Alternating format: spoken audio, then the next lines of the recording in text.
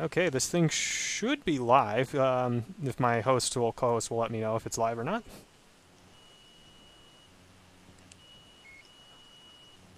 Oh, what is that weird sound I'm hearing in the background? I don't I'm see hearing it anything too. except some But you blank do see a blue screen, right? A blue? lightish blue. Yes, turquoise. there we go then. It is in fact live. Good. So, hello and welcome to the GC9X Game Nite spooktacular September challenge-y thing. I'm going to be playing Majyuuou and Chakan the Forever Man. And I'm going to start off with Majyuuou because I intend to actually switch out my controller when I actually move to the Genesis. I actually will show off one other game for the SNES before I switch over. I won't play it for very long though. And I'll leave that game as a surprise. So let's see, Majyuuou. We can only guess. It's not that bad. I should have it extracted and ready to go. If not, then I can do that real quick. So let's start off with Majyuuou. This is a platforming game that's vaguely like Castlevania, only you have a gun. So that instantly makes it better. Also, it's actually kind of easy for an action game. Relatively. Oh, this is the one with the demons, isn't it? Yes, King of Demons is the English translation. Is there an option here? Oh, there is. I wonder what option does. Oh, I can change the difficulty. Oh, there's only two buttons, shot and jump. But the default controls are already where they need to be. I don't like the option menu background graphic, but hey, what can you do? It's Japan. Very Castlevania already. Yeah. Oh yeah, look at my gun. It's amazing. Okay. So You look like anime Blackthorn. I kind of do. So this jerk comes out of nowhere, and you'll see in a minute what's going to happen. There is in fact a story. It's been fully translated, although this game actually probably didn't need a translation.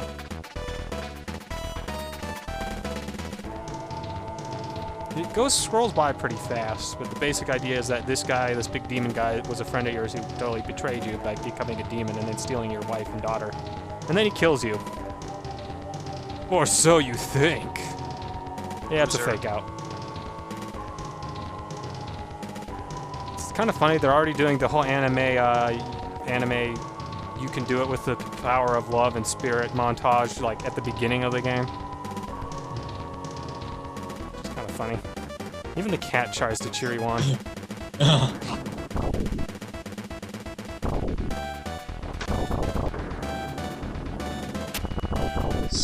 So wait, are your like bullets these. made of love now too?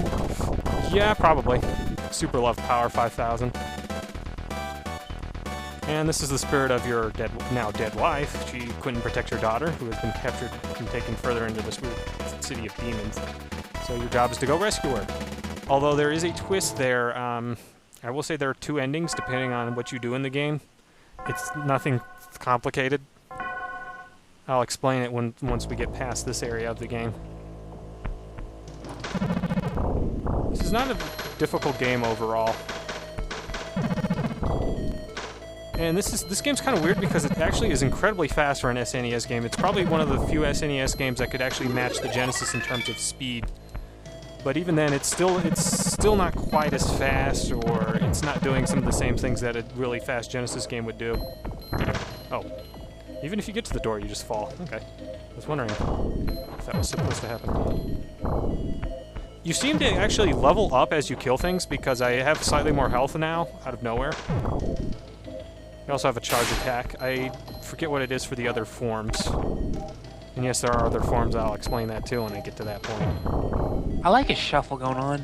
He's got that manly strut going on. He's like, yeah. He totally picked that up from a Belmont or something, because he's got the Belmont strut going on. Yeah, they're zombie gangster chicks or whatever they are. I don't know. They just have guns. And they have really long blonde hair, so I assume they're women. They could just be punk rockers. I was thinking Avenging Spirit.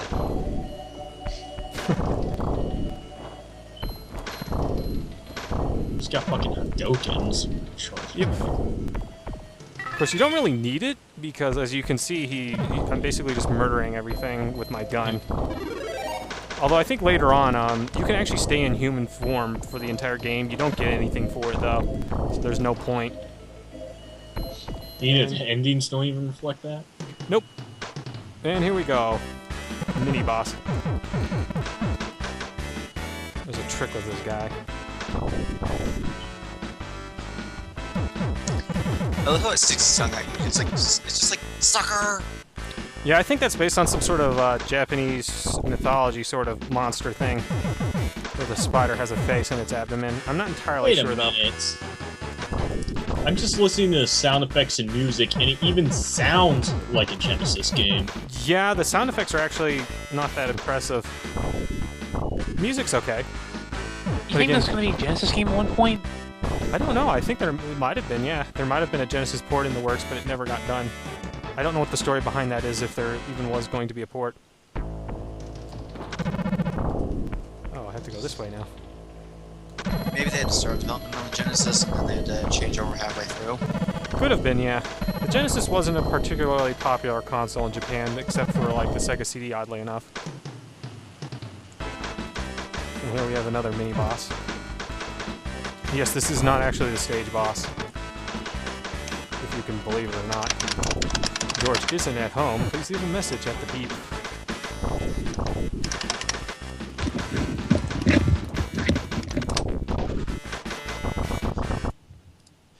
Oh, there we go, key.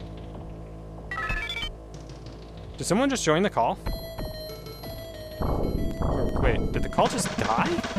No. It just got really quiet. Tarsier's talking. He's just not in the call yet. Okay. Who's in the call right now but isn't talking? Tarsier. Oh yeah, that's one of Argent's friends, if I recall.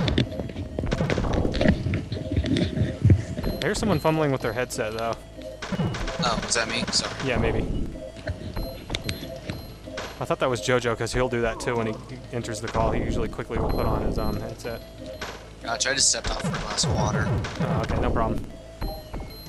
Hopefully he will join us, but I understand if he can't. Tonight's a work night, so... I actually have school tomorrow, but it's in the evening, so I can actually sleep in a little bit later than normal. Same. Gotta be back at school by like 9:15. What time are your classes, Argent? And here we go, the first boss. The weak spot is actually the woman on top.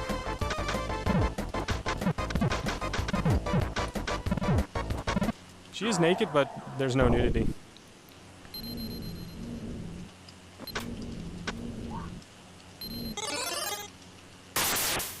And here we go. Here's our first form. Now, after you beat the first boss in the game, you get access to these gems. The trick with the gems are, okay, so if you pick one up, you turn into a demon. If you pick the same one up at the end of a stage, what'll happen is that you'll actually get an upgraded version of that form. But the thing is that in order to get the true ending, you actually have to cycle through all the demon forms, I think, at least once. So hopefully I can do that and not screw that up. Get the true ending. And I think the article mentioned there was like 3 of them. Yeah, there's 3 forms, and I think there's like 5 or 6 stages, so we should see all of them. Ah, cool. So this game is basically Castlevania Beast. Yeah, Castlevania crossed with Altered Beast. Alteredvania. Yeah, it's way easier though, and it's a lot of fun. It's very short though. I should be able to beat this on the stream. I don't think I'll be able to beat Chakan because that game takes freaking forever, even if you're really good at it. Doesn't the ending take forever to come up until like 2 lines of Yes, text? if you can get the true ending, which requires that you beat a very hard boss that you can only defeat once, you actually get an ending that's just an hourglass that sits on the screen for like 30 minutes, and then finally a text message pops up and says, "Not the end." Incredible. But then it was. Well, they were supposed to release a sequel, but they never did. What ended up happening is that there was plans for a Chakan game on the Dreamcast, and what was left over from the development of that went into Blood Omen 2, the least popular entry in the Legacy of Kain series. Although I think it might have just been because it shared the same artist as the Dreamcast Chakan game was going to have. Like, I forget his name. Oh, almost fell with it. What? Wasn't there supposed to be a Vectorman game for the Xbox that just got turned into a lame Halo knockoff? At some point, yes, and then it was canceled. It was being made by the same people who made, I forget what the name of the game was. It was some platforming game with a robot that was really freaking long, like far longer than it had any right to be. forget what the name of it was. I actually have it. I only got up so far, and it wasn't bad. It's kind of ratchet and clanky. Doesn't really ring a bell. Metal Arms? Is that it? Maybe. I remember that game's supposed to be really good, actually. It is, yes. It's just really long. And here we have a boss that wouldn't have been out of place in, what is it, Biohazard Battle. In fact, it's based on the same animal. I forget what the name of it is. Don't they call it an antworm, or I think it's something else? An ant lion that is completely different. This is actually based on a... I forget what it was called. It's like an amylite or something. I forget the exact name. It was found in the Burgess Shale, and it confused the hell out of the scientists at the time. It still kind of does, because it's just this really weird animal. It was actually really huge, too. It was like as big as a shark, I think. It was the apex predator of the time. Looks kind of centipede-y. Yeah, they kind of were. They were very strange animals. Supposedly, the closest living ancestors to him, too, or not ancestors, but the living predecessors or successors to them, whatever the term is. Yeah, actually, ancestor is the right word. I completely botched that. But anyway, there is this species of animal, or this group of animals called velvet worms, and apparently they're the closest living relative. There we go. To the, whatchamacallit. To the, whatever that weird fish boss thing I just thought was. It's kind of weird we can eat these fairy girls. That's kind of gross. But they give me health, so I ain't one to judge.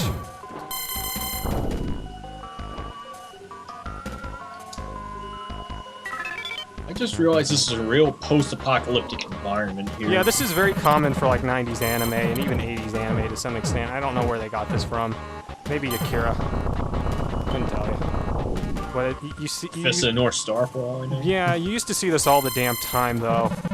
Like I know the X movie, X 1999, whatever it was called, was basically like this too. That was a really weird as hell movie. Well, I think they were trying to cram an entire manga or something into like a 90-minute movie, which never works. I like how Navi, I'm just gonna call him Navi, kind of tries to attack, but doesn't really. She does actually. She does help out. She pokes at things. As you can see, this isn't too difficult a game, although I'm sure I will die at least once, if not twice. 3 times, 4 times, who knows? You only live twice. Oh, here we go. Is this the stage boss? Mode 7! Yeah, gratuitous mode 7 like that. Oh, fuck. Holy Laser. crap, this reminds me of that one freaking... There was a boss like this in that weird Sony game. I forget the name of it. Reminds me of Super Turrican. Yeah, a little bit. You mean Super Turrican 2? No, the boss of the factory stage in Super Turrican 1. Oh yeah, that's right. I completely forgot there was a unique stage to Super Turrican that wasn't really based off of any of the other games. Sinistar. At least that's what it's always reminded me of.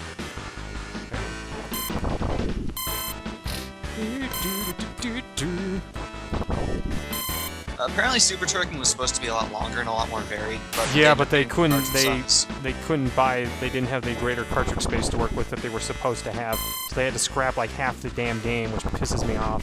Because it felt really abrupt. Because it ended at the alien stage when it should have ended with you fighting the machine, like Mega Turrican. Didn't Mega Turn the full game basically? Yeah, kind of. But there's still there's differences between the two games. Whoa, what? Oh, shit. What just happened? Why did I just die? I think that might have been a bug. I still put that in the homogeneous book. Well, I just suddenly just died. Like I took like a shit ton of damage or something. Yeah, and it's kind of like burned off the screen. Oh. Actually, I shouldn't have the fairy with me. That's weird. 'Cause she's supposed to revive you, but I guess maybe not during some battles. Or maybe it just did so much damage.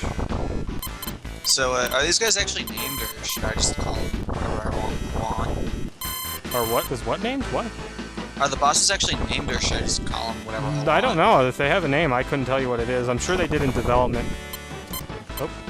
They probably named the manual, but Yep, I just lost her. Japanese Interesting. So I guess I'll just nickname that dude the Red Eye. Pink Eye probably would have been better. I think there was a character like that in Pete and Pete. He had like chronic pink eye. And it shrunk like that one eye from the mansion stage in Mario 64.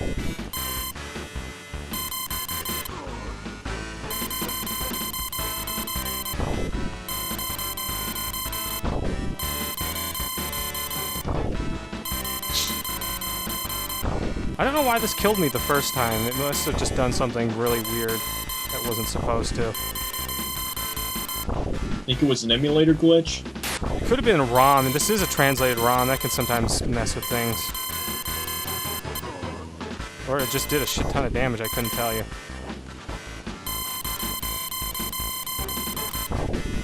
Not sure if there's a trick with this guy or if I just have to keep hammering on him until he dies. What are those Shoot it throwing? Are they until it waves dies. or energy waves? Or...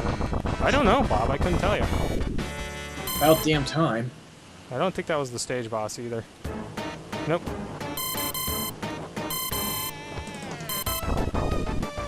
Crap, now you get to fight this with no health. Yeah. Yeah, I don't know why I died that one time. That was just, I think that was a glitch. I forget, there's a way to get your wife back, or the fairy girl, the not Navi character back. Still way easier than any Castlevania game, I'll tell you that. Because it must have taken me like an hour to get past that stupid saw blade portion in Dracula's Castle and Super Castlevania 4. I like how the first two bosses are just naked ladies atop something. I know. I just think It's probably symbolic, I imagine. Yeah, maybe. I don't know. It's just like Bulbasaur used Flying Whip, and there's this naked purple lady for no real reason.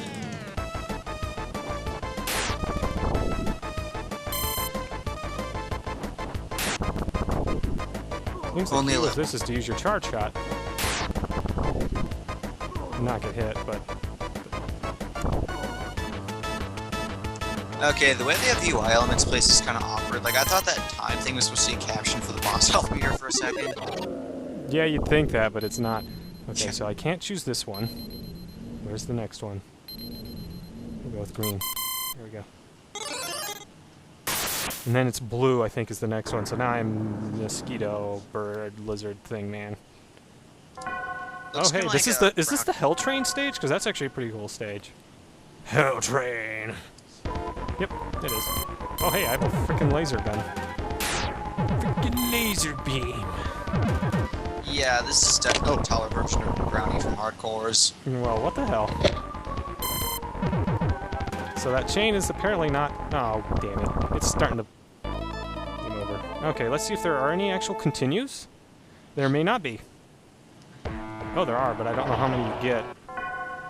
I also don't know what demon form I'm going to be in. And if this prevents me from getting the true ending. We shall see. Oh, I lost all my, all the levels I had gained. Yeah, it doesn't take very long to regain them. That's kind of a weird, awkward system for a game like this anyway. Oh, damn it, a mini boss. Just starting to feel like Contra Hardcores a little bit with all these damn bosses. Which, you know, I love Contra Hardcore, so... Ow. Whoa, Jesus, what the hell? That almost killed me. Okay, its attack pattern seems kind of familiar. Yeah. It seems like every boss in this game just throws shit at you and then... Oh, wait, maybe this is the fairy. Oh, no, wait, that was the smart bomb. Which is okay, I'll take it. Ow. Killed the fairy.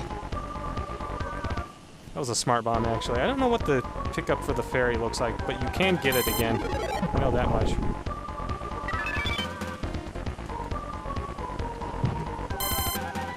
Seems like all the demon forms can double jump. That's interesting. I wonder if the human form can double jump as well. I gotta say, this was probably a bad choice for this stage, this form. I can't remember if the dragon's any better. Oh, God. This is starting to get kind of bullshit. Not gonna lie. Yeah. Fucking pits, man. Well, it's not I think Castlevania. that's how Like it they got do you, you know, the first time was that it somehow knocked you below the floor into the kill zone at the bottom. Yeah, maybe that's what happened with that boss. I don't know. That was just weird. Maybe we got more of those damn levitating laser octopodes. You know, it's stupid, though, because they did that in Castlevania, too, and, like, no one complains about it there, but you know they put those Medusa heads and bats over pits on purpose. They knew it was going to screw you over.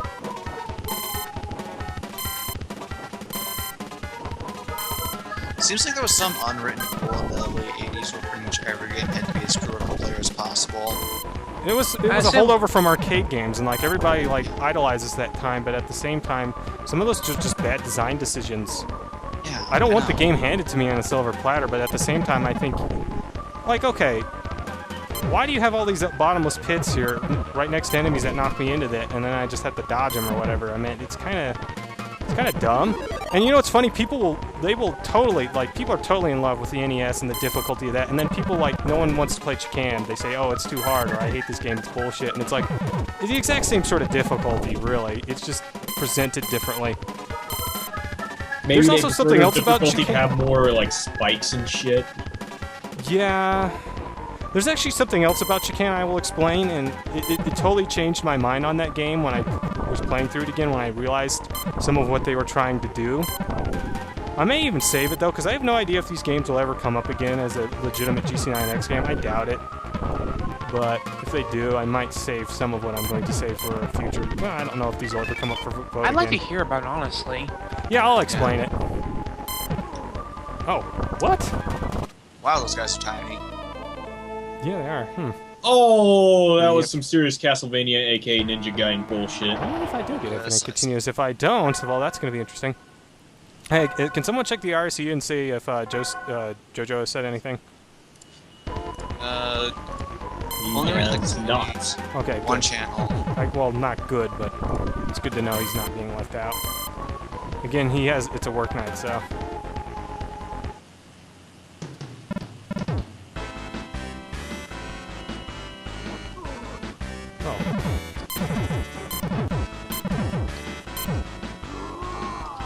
No, I just noticed that boss, that torso for the boss is the same as these guns here. It's kind of lazy of them. I've seen that used done a couple of times in games before. It's always weird when they do that. Seems kind of like the proportioning on the train cars itself are kind of odd. Like if you look at how tall the player character is compared to the actual cabin of the crews. I assume that's because you're a demon, though. You are taller than your default human form. Giving this boss some LASIK eye surgery. Yeah, I'm sure he wishes he could sleep on the Tempur-Pedic sleep system right about now. That should totally be a car and cards against humanity. It is, actually. Oh. That's why. Oh, right! That just amuses me, though, that something that dumb's a card in that game. Although that whole game's kind of dumb, so. Yeah. I mean, Invite somebody to sleep over on your Tempur-Pedic sleep system. You know, I wish they had more board games online, like, even stupid shit like Candyland. That would still be fun to play. Although, the one that will never transfer over is Mousetrap. Unless there's a mode that's just like, build the trap and just set it off. yeah. You know that game one actually keeps time- going on forever until someone builds the trap?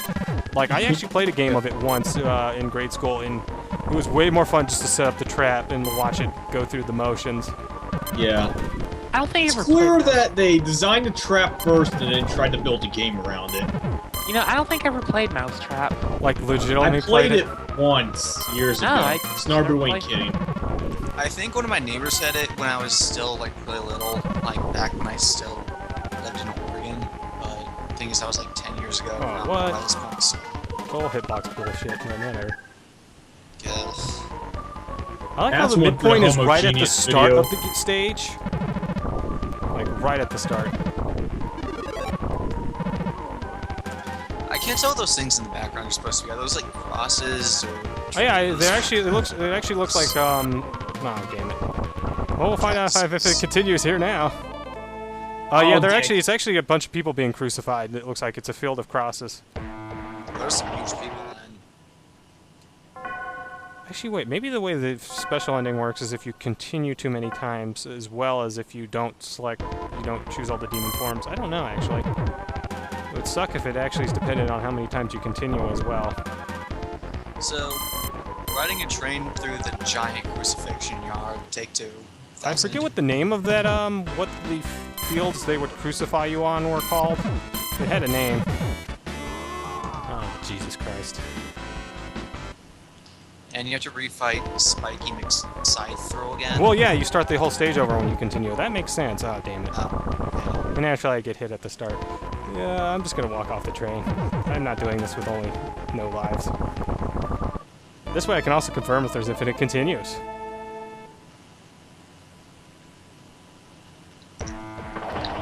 Yeah, there are. Nga of Demo. What? Didn't you say this game wasn't that hard? It's not really. I mean, I get infinite continues for starters. That's more than Castlevania will generally give you. Really, most of the difficulty just comes from the knockback.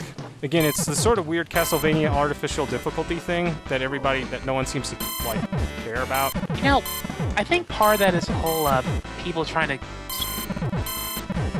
People trying to romanticize the 8-bit generation or something. No, about rentals, like they were trying to... I guess keep people from beating the game, they rented it too early. Yeah, that was something, especially in the United States, since rentals were a thing more in the United States than they were in Japan.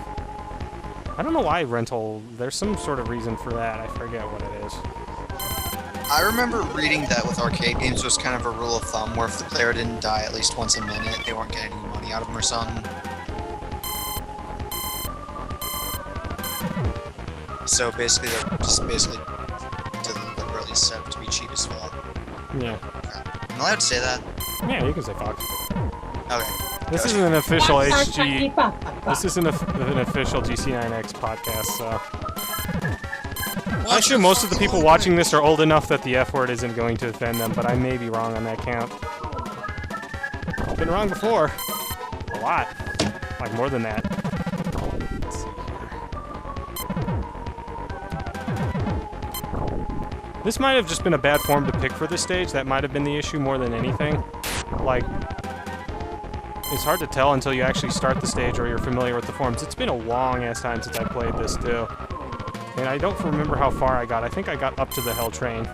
And then I just either stopped because I was just testing the game out or some other reason.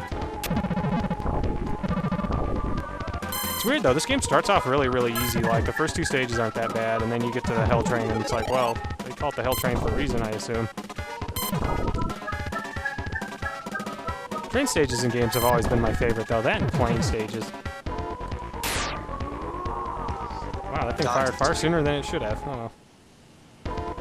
I have to go through the... See, that's actually more my problem with this stage so far, is that the checkpoint's just very badly placed. They have you fight the mini-boss, like, right at the start, where you're barely into the stage, and then you just have to do the entire stage over again. Which is like, well, then why don't you just have the checkpoint at the start of the stage rather than have a boss that kills you in, like, 2 hits? You start it off. Some questionable design decisions. As this kind of game will So I got a random suggestion, you got time for it. It will depend, what system is it for? Genesis. Which game? Nightmare Circus. I think I have that, but I have no idea how to play it, so it would probably just be getting my ass killed. Someone actually figured out how to play that game, I might add. That's kind of interesting. It's on YouTube. I forget the name of the guy or what the name of the video was, but if you've never heard of Nightmare Circus, it was this weird unreleased game.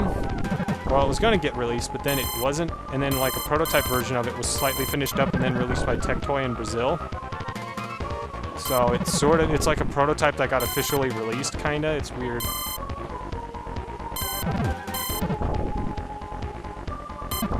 Interesting little game. I mean, the guy figured out all these weird techniques and things.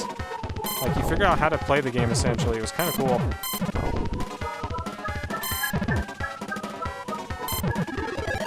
Oh, hey, I gained an extra life. See, that's what I mean by this game's not very hard. Like, it does unfair stuff like this, but you get, like, an extra life, like, for doing absolutely nothing.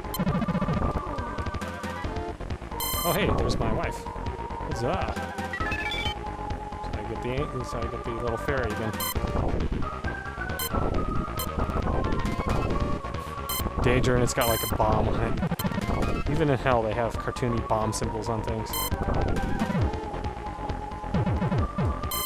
I will also say this game is easier than Chakan the Forever Man, but there's a very good reason why that game is difficult. And again, I'll get to that when I actually start playing that game. See, now like, it's a lot easier because they're actually giving me health and stuff, and it's just that getting past that first area of the stage, and the mini-boss. So the difficulty's just kind of uneven? Yeah, that's actually... I can't remember if the article noted that or not. If the wonky difficulty, because I do remember that being kind of an issue.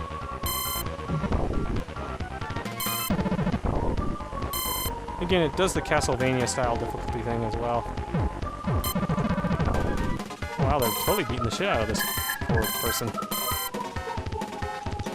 They're beating out... She dies. And they're wearing those accoutrements horse masks. Whoa. Oh, here we go, the boss. I think the boss itself is the train. Yep. Oh, I can't kill it yet. I guess I have to wait for it to fully get on the screen. Maybe I did pick the right form for this stage.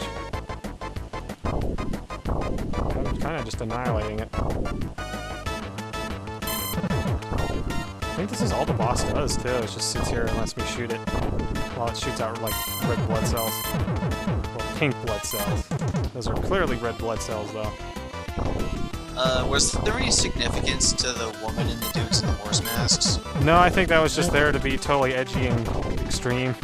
This was the 90s, after all. Yep. Oh, shit. It's actually kind of a cool set piece. This is totally like something out of a Genesis game.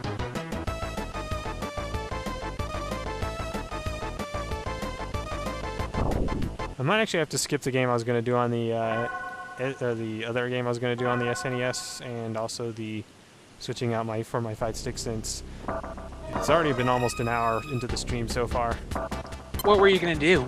Well, I was going to show off a game called Psycho Dream. I might still be able to show that off real quick. Huh, I didn't get a chance to change my form. That's interesting.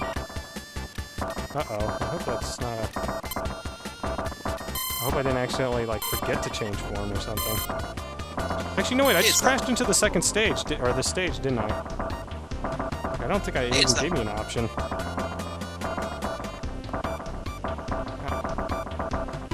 Hopefully, though. Hopefully I didn't screw something up.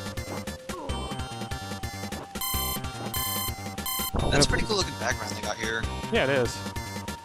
Looks like the exact sort of thing that Noirlac would steal.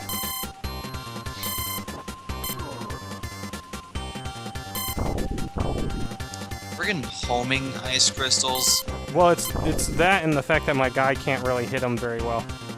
Yeah.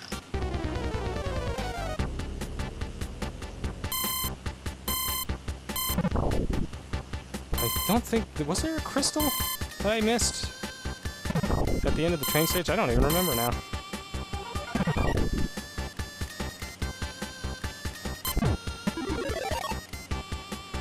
And, what is this? It's something you have to dodge or it'll kill you. I think it's supposed to be like a mouth or a giant creature of some kind, or... Oh, shit. Maybe some kind of giant spider-like stompy. Yeah, I have no idea what this is. This is cool looking, but I don't know what it is. That describes this whole game pretty well, I'd say. Yeah, it kind of does, doesn't it? Oh, fuck. At least I don't have to do the whole stage over again.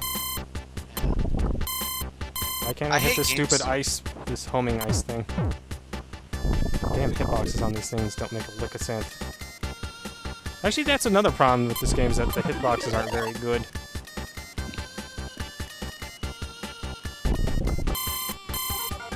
They're like way too huge. Which I guess is accurate to your actual sprite size, but still, it's dumb. Ow. Either that or I've been playing games that are far too generous with your hitbox.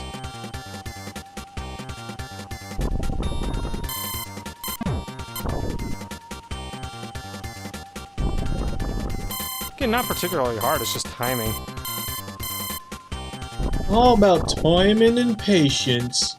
Why can't you hit it? Because my weapon has a very thin hitbox, as does the ice crystal itself. See, some questionable design decisions in this game.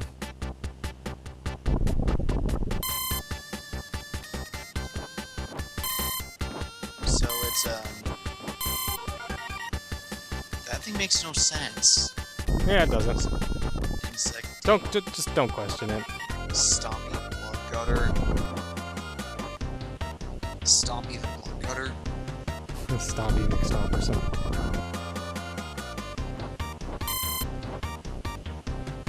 Accordion hazard. What?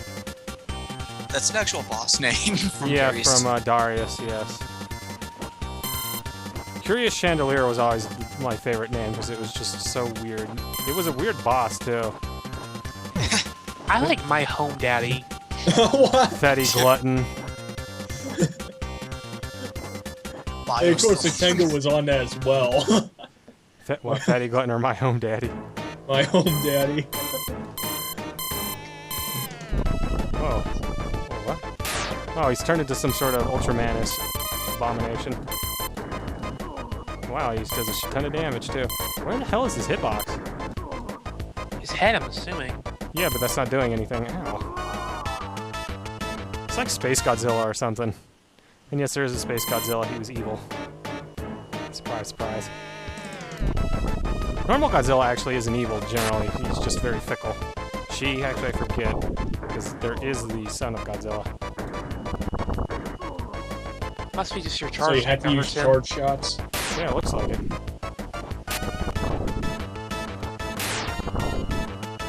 Which makes this fight actually a little bit easier than you'd think.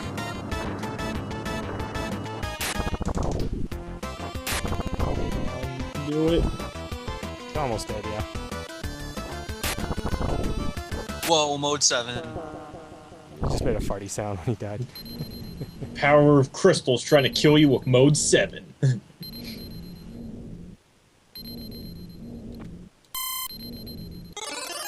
Either I'll turn into the ultimate demon or I'll turn into, yeah, the dragon. Hopefully this isn't the final stage, because that would be very bad that I don't have the ultimate demon for. One, because I can't get the best ending, and two, because this isn't probably the ideal form. It's got like a machine gun. Suddenly the sounds got really quiet in this game, and I have no idea why. Wait, did the call die, or did someone enter the call?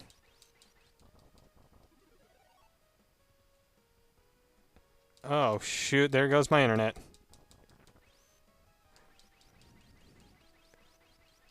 Connection reset by PeerCell. I have no idea if the stream is still going. I am going to assume it's not. Yep, there it goes. Why does it die sometimes, I wonder? It only seems to do it while I'm streaming. Fortunately for those of you who are going to be watching this on YouTube, you'll actually be able to hear me talk. So I'm just going to actually keep streaming this. Yeah, call dropped. No surprise there. This still technically is recording. Oh wait, there. Hey, my internet just reconnected. Sweet. Call died though, so... Don't know why that happens when I stream. No idea. Oh wait, oh crap, I just realized if I'm gonna do the, I have to start the call over again. And you aren't gonna be able to hear the host. I don't even know if you guys can hear me right now.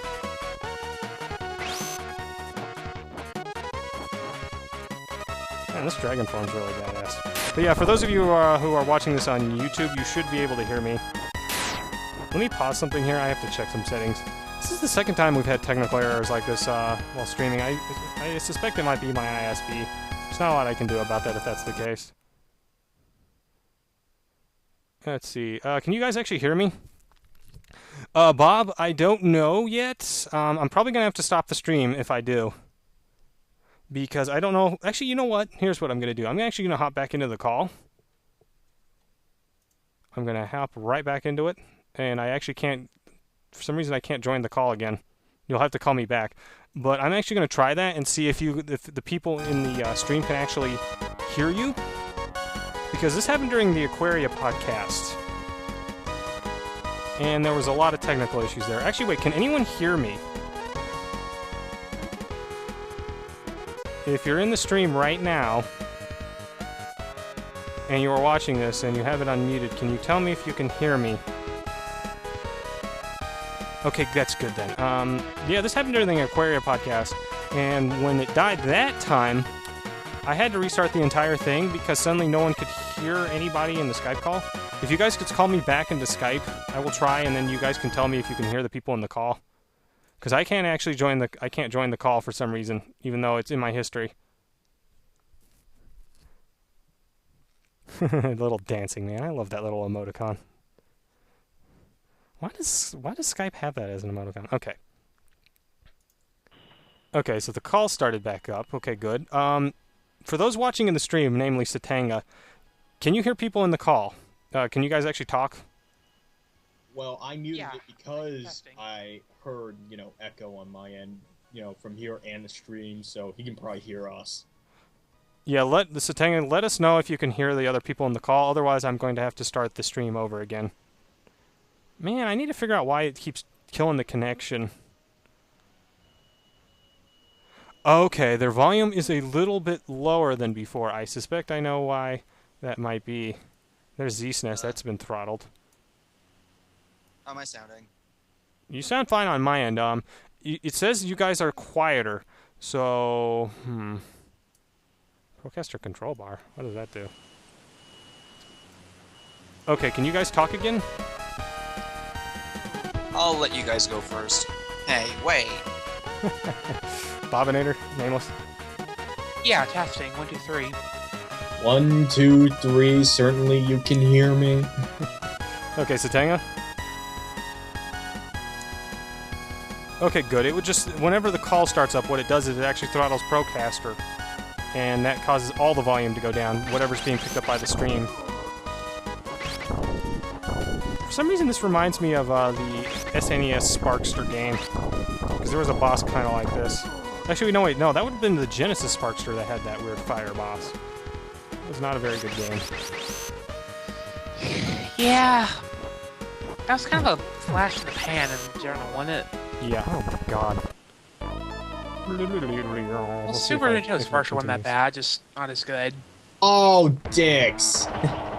Yeah, it did the Castlevania thing to me again. Wait, how does a dragon burn to death? I mean, I'm not made of fire, if you notice. I'm actually shooting off blue. Just because they can breathe fire doesn't mean they're immune to it now. Unless you're a An important thing to Pokemon. remember, should there ever be a war that begins, Oh, hey, I can totally eat this chick dragons now. which have been recently... This game's got some weird obsession with cannibalism, and I'm not liking that. Yeah, I don't dig it. Particularly eating women. I assume that's a metaphor of some kind, but I'm not going to look too deeply into that because I'm just not going to.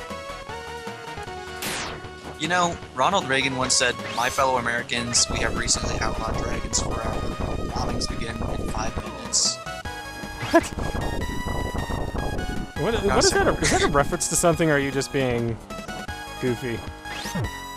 Because I could. Well, I took a line from an actual speech he made and then I just paraphrased it. Oh.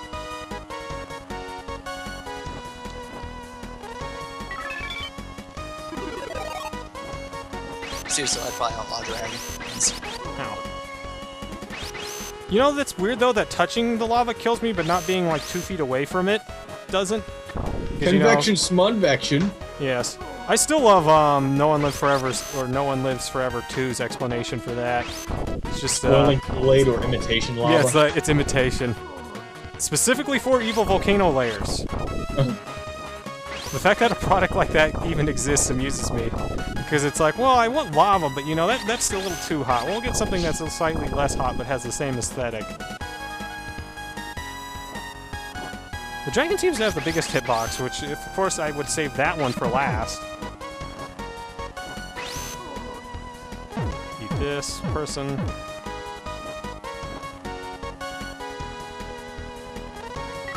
Did he actually... Why did he say that? Was it a joke, or...? It was a joke. Apparently it was something that he said as a prep thing for a speech he had to say, and then that was recorded even though it shouldn't have been. So that ended up being broadcast or something. I'm not really sure what that story there is. Oh wait, no, it wasn't broadcast, it was later leaked out. I wonder if I had gone Oh man, that would have heated up the Cold War, I'm sure. Yeah. Yeah, it figures that would be something Reagan will say, but I wonder if I had gone the bottom way, if that would have taken me somewhere else, or if that was just a bottomless pit. That's why I went up instead of down. I've played games, though, where there's the opposite of a bottomless pit. It's a bottomless ceiling. I'm not even joking. Like, I am seriously not joking. We're touching the ceiling. So you fall down the bottom and reappear on the top, is what you're saying? No, you just hit the ceiling and you die for some reason. It's like a void, like a reverse void or something. Oh, so like you jump too high and you die. Yeah. And I don't even mean like... Wow, this is actually kind of appropriate, fighting a dragon as a dragon. Except his weapon's better than mine. Ow. Not to mention it's giant and decaying, which kind of reminds me of Forgotten Worlds, actually. Forgotten Worlds is a good game. Yeah. Hey, I got an extra life for that, although I did lose the fairy, but whatever. I don't think you get a better ending for it. Extra life! Hey, key. Take a key for coming in. Oh, wait, I have to go backwards now. Okay, I think I see what happens here. I had to come up here to get the key, and then I have to go back down again. It's the only explanation that makes sense. Or I have to go a different way. I don't know. That's kind of weird. Kind of confusing there, guys. Yep. Oh, okay. Oh, okay, yeah. That makes sense.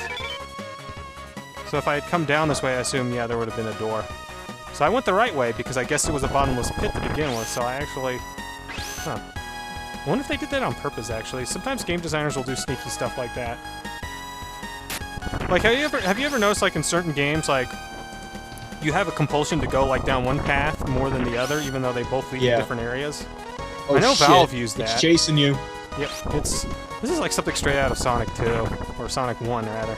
Marble Zone.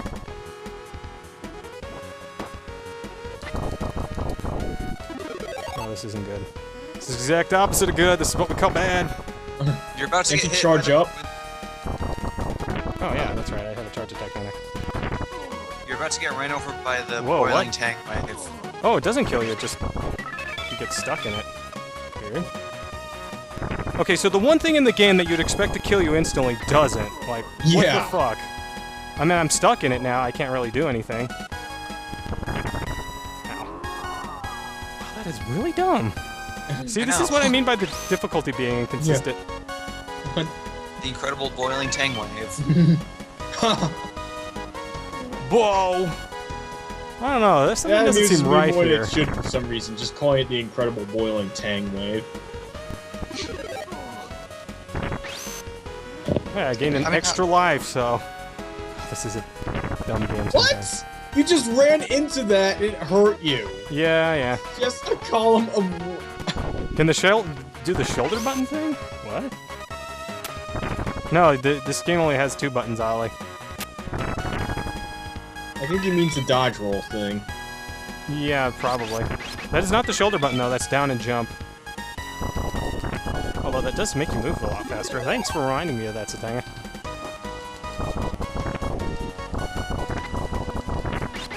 Yeah, it's down and jump. So it's more like Contra Hardcore's, which is an awesome thing. Or Mega Man with the slide. Yeah. That was the best thing about Contra Hardcore's was that damn slide. Like, you were literally invincible. There was so much bullcrap you could survive. No other game comes close to having maybe a slide. They designed the game around the slide's invincibility frames? Probably, yeah. All the speedruns I've seen make use of it heavily. Although I think there's still a period of time during your slide where you're not invincible, like the tail end of it and the very starting frames. It's like, I feel I should have logged into the call after all.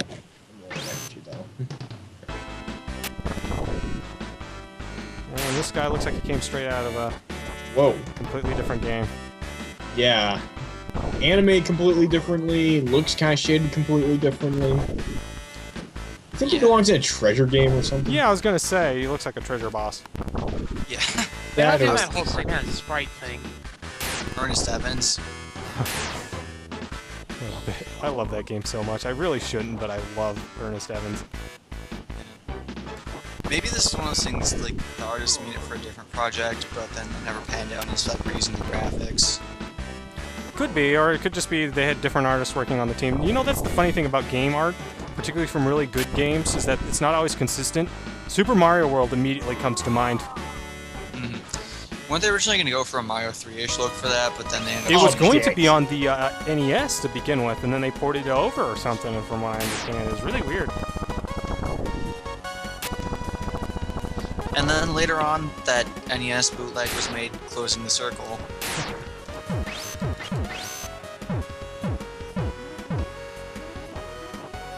But And what's funny is... I don't like the graphics in Super Mario World, though. I just hate how inconsistent that game is, and like the dry bone sprite is the biggest offender to me. I just hate how that sprite looks so bad. Like, it's awful. Anyway, sorry, I went on a little bit of tangent here. That's no problem, man.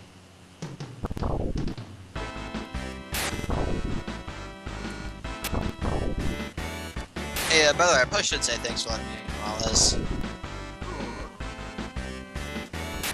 You're welcome.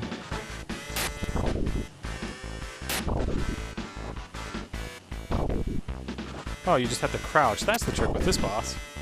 Wow. You know what I think that looks like? Who? Or what, I should Kind of say. like one of those... It looks like a drawing mannequin, except for no reason they replaced two of the segments on the legs with logs. Yeah. Kind of does, doesn't it? Yeah. Not to mention the head looks kind of Maya-ish, but... I don't know. So these guys employ drawing mannequins to guard their shed. Yeah. Yeah, the wooden dresser, the mannequin. I don't know why this boss just will not die, and also at some point it seems like my attacks don't hit him unless I jump and hit him in the head or something. Which is weird. Oh yeah, I completely forgot there's another NES game I could probably show off, Nosferatu, but maybe not tonight. I might have to split this out over again. Well, there's so many games I could play. Like, I could do this for maybe 3 hours. But I still have to show off Chakan at some point. As much as I'm sure most people don't want me to. Probably won't show off as much of it because that game actually needs to be experienced to some degree, and it would be impossible for me to stream that entire game, sadly. Wait, what? I killed him in like, what? Ah, whatever. He's dead. Don't care. You know, the sprites not made. The sprites might not be so hot, but the backgrounds are amazing in this. Yeah. Yeah, I'll give them that. Yeah, the sprites are really tiny and kind of inconsistent in terms of quality.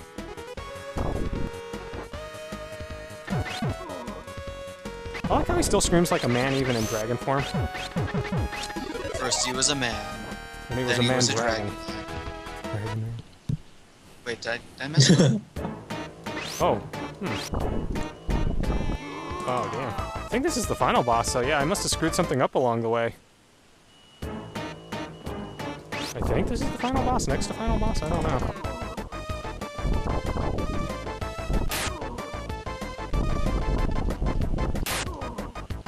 Wow, this guy's just kind of a douche. Oh, I'm gonna blow off his arms.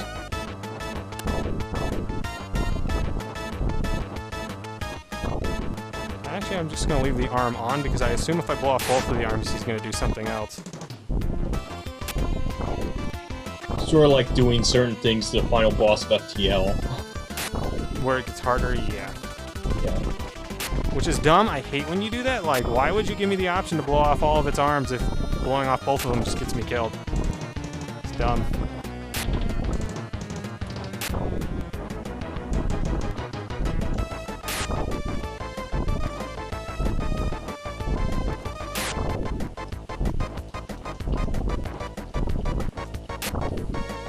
This may take a while, though.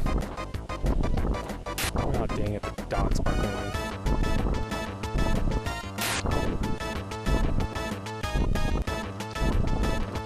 Wait, maybe you actually have to blow up both arms in order to really damage him, because this isn't doing any damage.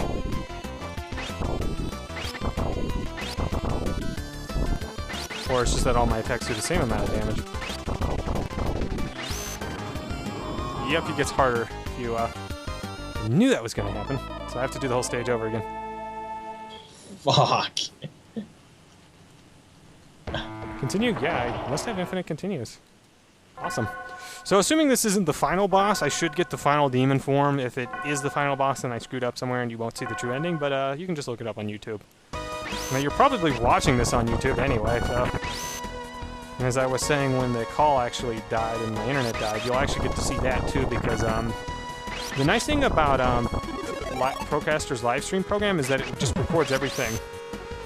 So even if you're offline, it'll still keep recording. It can even record things that, or do things that don't actually appear in the stream itself, I've noticed, which is kind of interesting.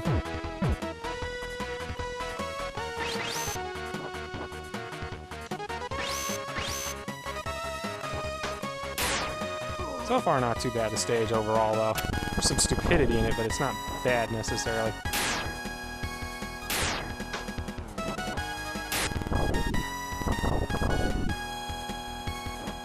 This dragon's really sluggish. I think it's the slowest of the forms, so again, it would be perfect that I picked it for this stage. Although that is the order the gems appear in, so I wonder if that was the intended order if you're going for like the true ending. Ow. Oh, that dang dog. Does the fairy have anything to do with the ending? No, as far as I know, it's just there as a bonus item. Oh, crap. Give me a moment, guys. I'll be right back.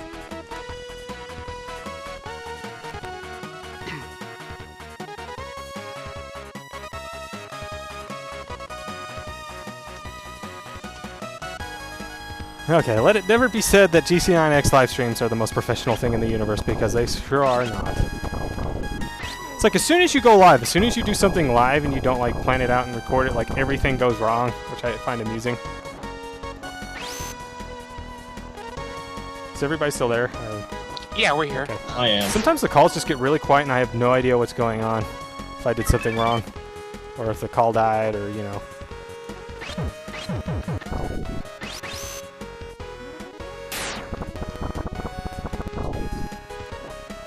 I'm a dragon, oh yeah! Not the fastest thing in the world. Was that Domo-kun? If he's on fire and he looks like a blue turd, then yes. No, wait, that's one of the Claymen from Mother 3. A burning Clayman. I keep hearing a beeping in somebody's background, like their fire alarm's going off. Is that my computer's fan? No, I would have. Yeah, I think it is. Wait, is your? Because remember when you said you turned off the fan before and the noise went away, but your computer started overheating? Yeah, just leave the fan on. Then there's no point that your computer's gonna overheat. Okay. I even have either really sensitive hearing or really selective hearing when it comes to certain sounds. No, it's not just you. I can hear it too. Okay. I think anybody with headphones can probably hear it easily. Yeah, if you're not on Is this headphones. happening? Don't turn off your fan if your computer's gonna overheat, dude. I can just I'm barely hear it. You I know, just I'm wasn't. just wondering if wherever you live, Argent makes Georgia look cold by comparison, because... I thought you lived like. Where do you live again, Argent? Illinois. Yeah, that's further up. That's like near like the Great Lakes. So I'd expect Georgia to be worse, but I'm not certain. I mean, every single computer I own is like this.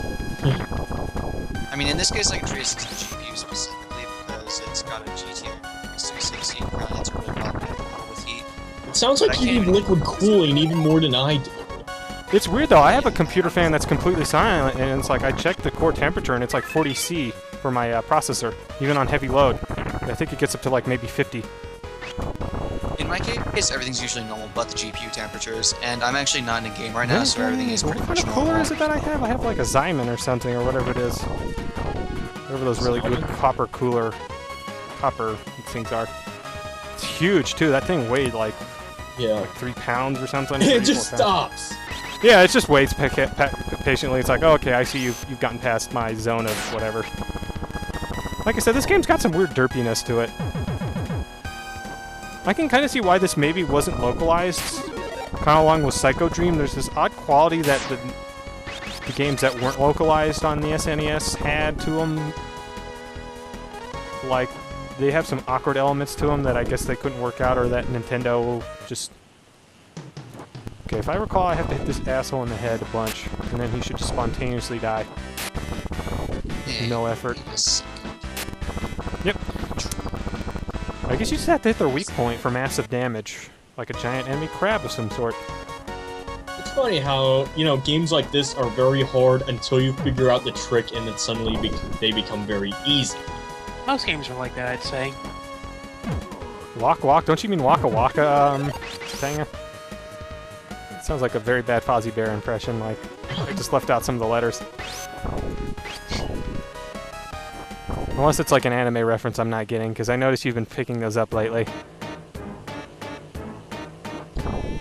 At this rate, you might be at risk of losing the fairy. Which I hope doesn't happen. Well, that's actually a good thing if it happens, because it's essentially an extra life that doesn't cost an extra life.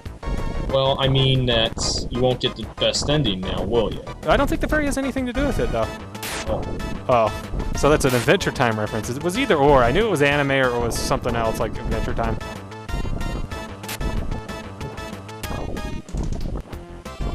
Don't hit the arm! Yeah, I know. It'll take forever, but... Like I said, it's dick boxing. I don't know if I have enough time now, though, because last time I had like a full 4 minutes, or 3 minutes. Yeah, I don't think you can kill him in time if you don't kill the arm. Yeah, but then I'll just get murdered. Does he just start doing a different attack if you... Did you not see what happened a few minutes ago on the stream, though, where he just totally murdered me? You're expected to blow off both hands, and then you can actually do a decent amount of damage. But then, like, if you do that, then, like, he just murders you. I know, it's a tough dilemma, for sure, but... Do you think you have time to kill him before time runs out? No, I'm just actually going to attempt to defeat him. The reason you had time before was because... I had died a bunch, yeah. Died Oh, maybe he's not as hard as I suspected. Oh, ow. That hurt a lot. Yeah, see, now you're doing some real damage. Holy fuck! How are you supposed to predict which spread it's gonna be? I don't know. What? 3 of them? Oh man, this is bullshit. Yeah, that's the thing. The difficulty in this game is just, it's not an overall hard game. It gives you infinite continues. It gives you plenty of other things, and then it just totally throws these really weird, ridiculously awkward sort of... I guess it balances out, I guess. I wonder if I can actually beat him now that I have time. So that's just kind of quantity over quality here. Yeah, I assume this is part of the reason why this game wasn't localized, because again, a lot of the SNES games that weren't localized has this really weird quality to them. I'm gonna actually just try and kill him this way now that I have 420 seconds.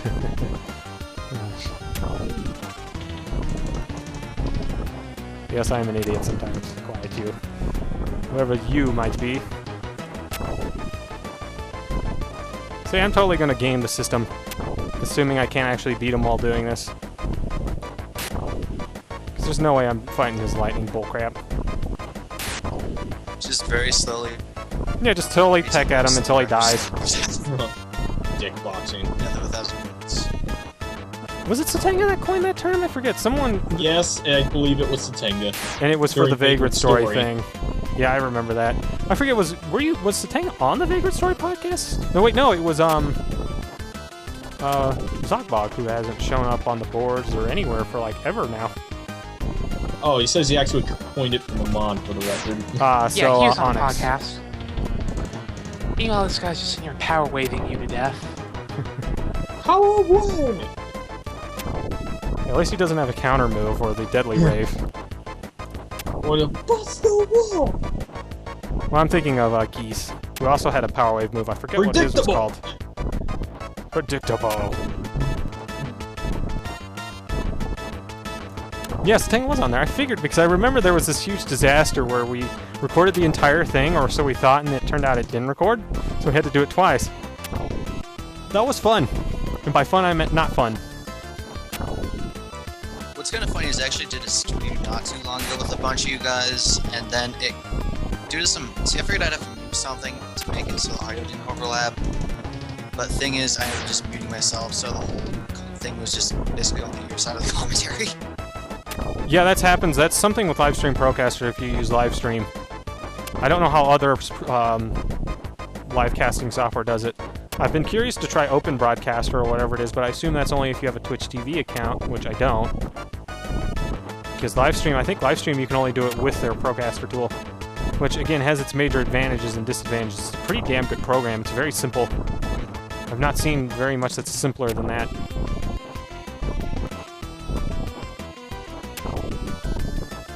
Yeah, totally gaming the system.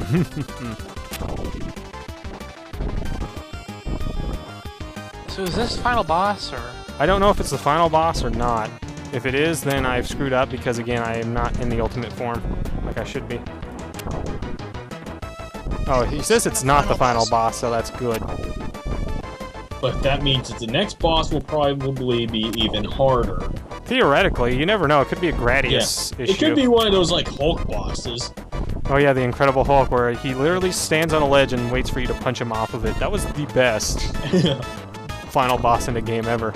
That game, though, is like, man, that game is so bad unless you actually turn on some, like, Game Genie codes. And I know you can do that with any game, but it's like they nerfed or did something to the game to make it less fun before they released it, because there's this code, okay, so there's this code that lets you use all of Hulk's abilities whenever he's the Hulk, and suddenly the game becomes like the most fun video game ever, because you can totally just toy with enemies and beat the crap out of them forever. Whereas normally the only way you have access to all of Hulk's moves is if you're at full health, which you aren't at any point in the Incredible Hulk game, because that game is pretty much just murder. Ha ha ha ha, I gamed the system. Oh wow, this gem is white. Oh, that actually worked. Let's see if this is the ultimate demon form. It is. Sweet. So I can get the true ending. Glorious. Now we're at the final stage, I think. The top of the tower. Of course, you know. Let's see if... It's always one of those evil towers of Hey, wait, I could have... You know, I think I actually almost beat this game, because I remember getting this far at some point. And I remember having the true form. Yeah, now. Sure is life force in here. Yeah. Merc. Oh, shit. Go. And this guy just totally kills me.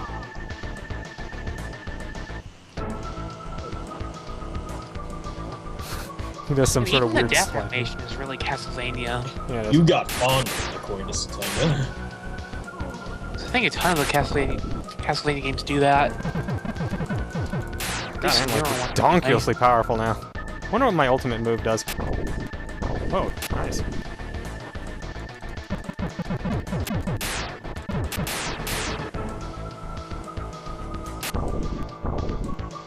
I like how these things look like Puyos. Oh, damn it. They're kind of cute for what it's coming out of. Yeah, I know. Let's hope I get some health, because if I don't, I'm gonna die. Oh, wait. Yep.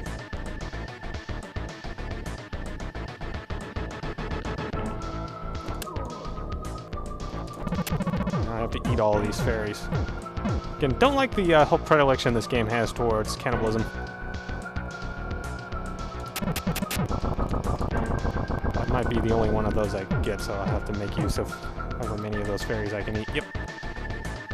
Which boss is it going to be this time? Oh, it's a mini boss rush. I love when games do this instead of an actual honest-to-God boss rush, because then it's like hilariously weird and dumb. Although it's not all of the mini bosses in the game. Oh crap, is the call still going? Yes. Yeah, you're fine. The ultimate form has a nice pimp walk. Yeah, it does. Whoa, what? This thing is like the best boss rush ever. It's guts are holy shit! Yeah. You just got crap. Yeah, where it's a boss rush where you fight a bunch of bosses that never actually appeared in the game. There's a boss rush like that in Contra Hardcores as well, against the mad scientist guy. This is really cool. Oh yeah, got an extra life. Oh yeah, or I leveled up one of the two. Gotta eat all the fairies. Oh yeah. War Hell Ride. Oh well, that one fell in the wrong spot, so. You can wait for an arrow to spawn. I don't have that much time though. I think there's a time limit on this. Yeah, there's. Or. And they also drop those weird energy sphere things, which is kind of annoying. Eat it. Oh, damn it. There comes another one. Again, don't like the whole cannibalism thing. It's just kind of weird. Is that all it's going to spew off? I'll let me go off the screen. See if it'll spawn one more. Nope, that's it. There's a limit. Okay, what's the next boss? Oh, you. Of course.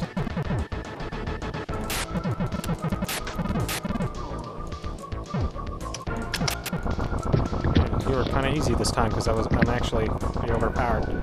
Awesome. Awesome Possum versus Kicks Dr. Machino's butt. Sauce.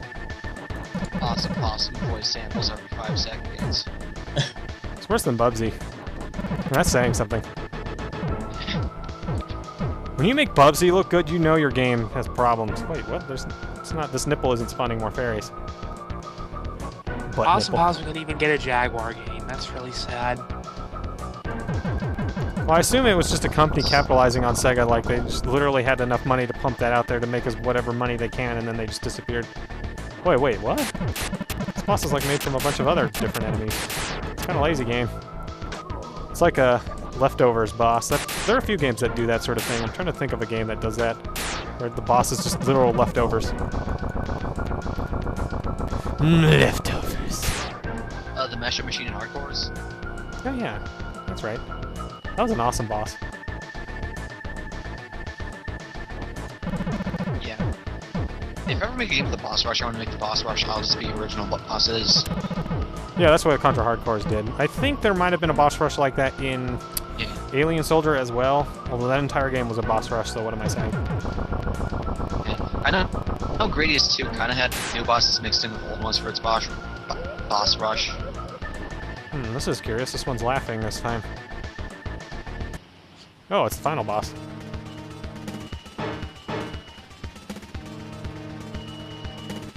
Yes, I am the king of demons! What have you done with my daughter? I really shouldn't be reading the captions as they're doing it, so I'll stop.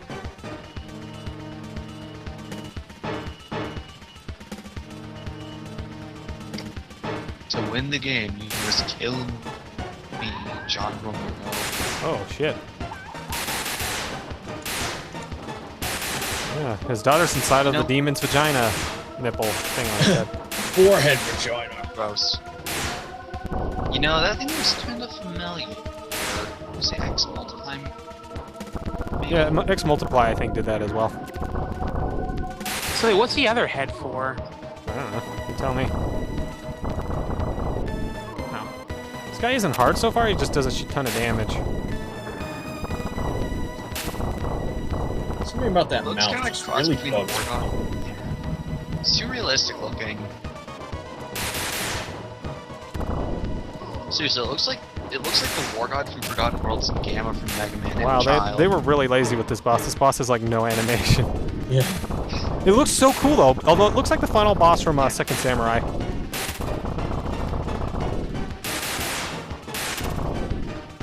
Okay, now it animates. Fuck oh, your shit. why.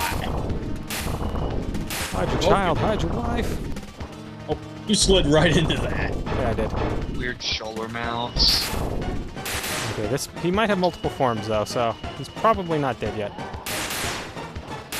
Which is gonna suck because I'm not getting any more health. Not done yet, Sam. Oh, I have to fight my own daughter now. He's now a demon. Bastard. This story is happy end. It does if you get the best ending. I think it has a happy ending. Yeah. No, I have to do the whole stage over again. She Wow. looks at. Okay, I'm getting some pretty curly vibes. Braces.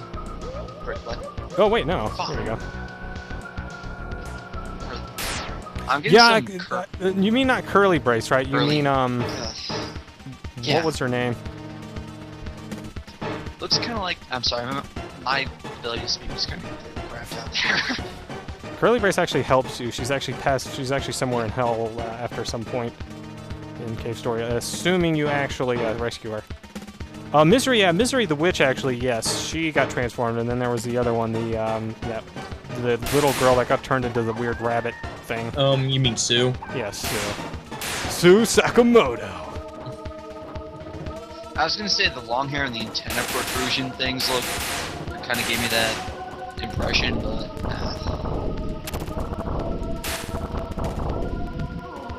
Does that ever happen to you guys where your ability to speak coherently just completely shuts down? What? I'm confused. Like, I was trying to say the way Demon Daughter looked reminded me of Curly Brace, but then... You were trying to say Sue Sakamoto, yeah.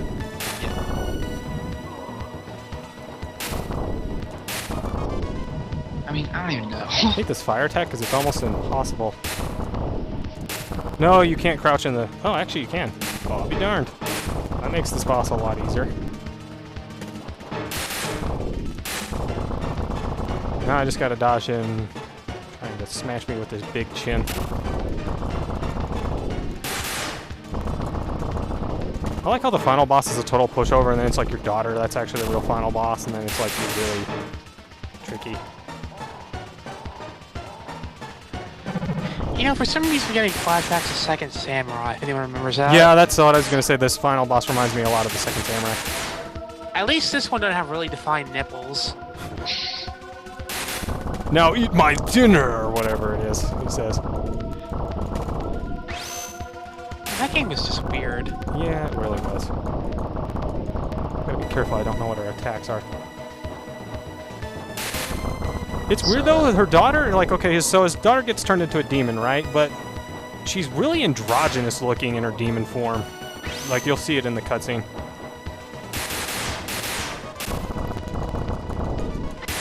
Oh my god, I almost killed her, and then she killed me. But I have one more life, so... Oh, dang! Thankfully, the final boss is a total pushover, or the other final boss.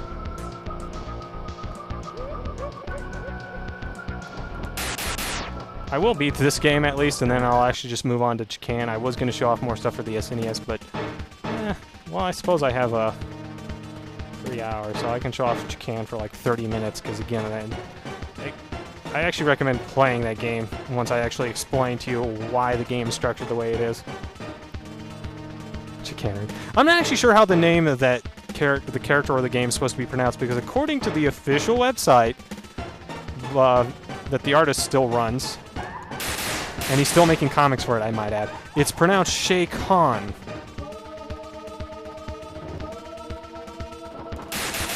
But I've heard most of the people I've met that actually know of that game pronounce it as Chakan, which makes some sense because K-A-N, Khan.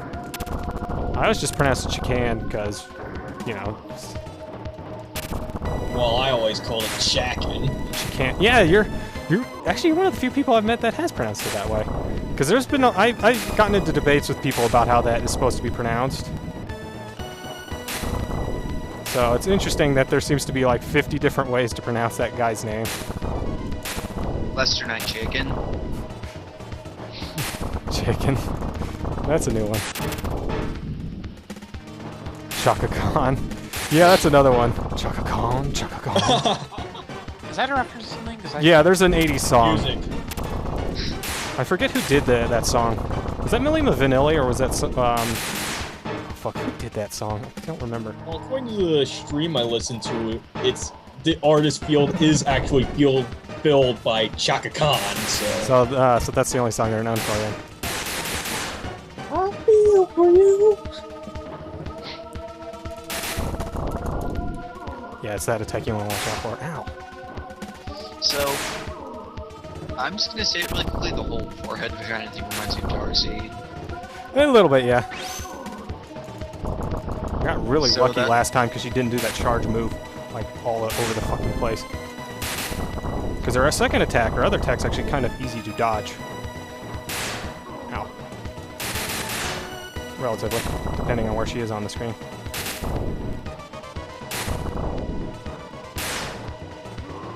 How do you dodge for a projectile? You just jump over it, actually. If she's at the right distance, it's really easy just to jump over it.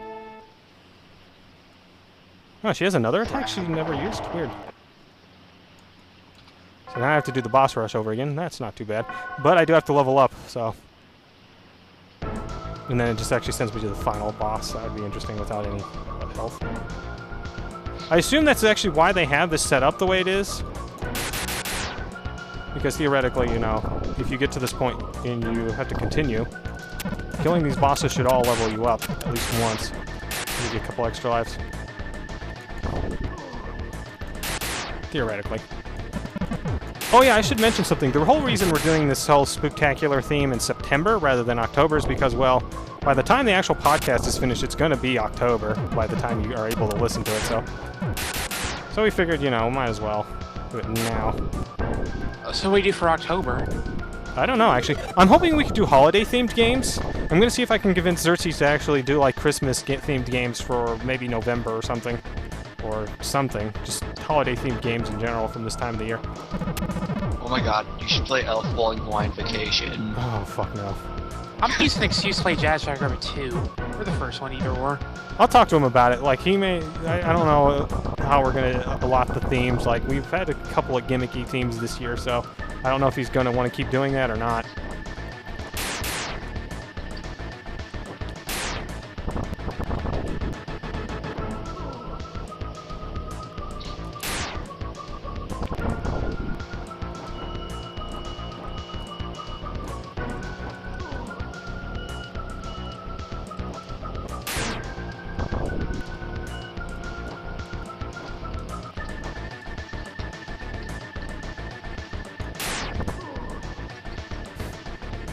Merry Christmas, Johnny? What is that a reference to?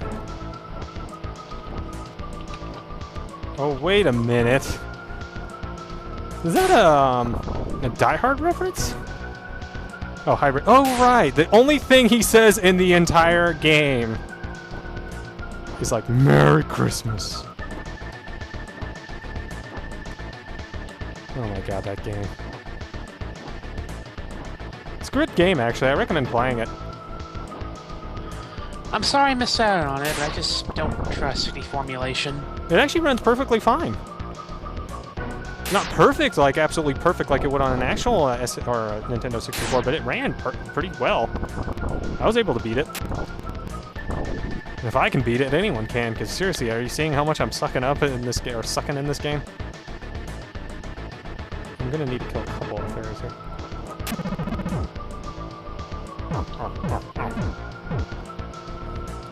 It's so weird though that your primary source of health in this game is eating things. Things that should not be eaten. Original character, do not eat.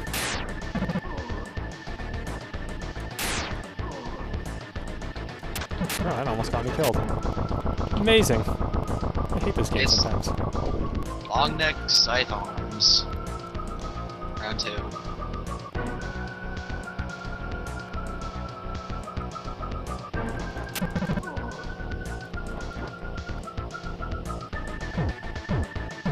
The one problem with trying to lure fairies out of this thing is that they do attack. They can anyway. See if it'll shoot out another one. Yes, it will. Oh, but shit, it just... Oh, damn it. Wow, that actually killed me. Okay, do I have to start the whole boss gauntlet over again? Or do I get to start it from the last boss I about beat? Let's find out. I have to start the whole thing over again. Oh, well. So, quick question. Does it sound like I'm in a wind tunnel right now? No, not really. Nah, you're fine. Okay, good.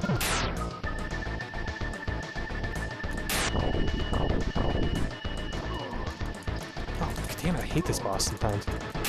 Well, this version kind of sucks because you shoot off like 4 of those little blob things.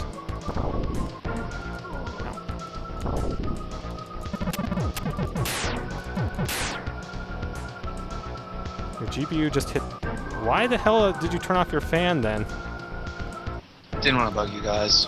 Just turn it back on, dude. Don't worry about it. If it Yeah, gets that hot to the point that your seriously. computer will actually melt down, just, you know.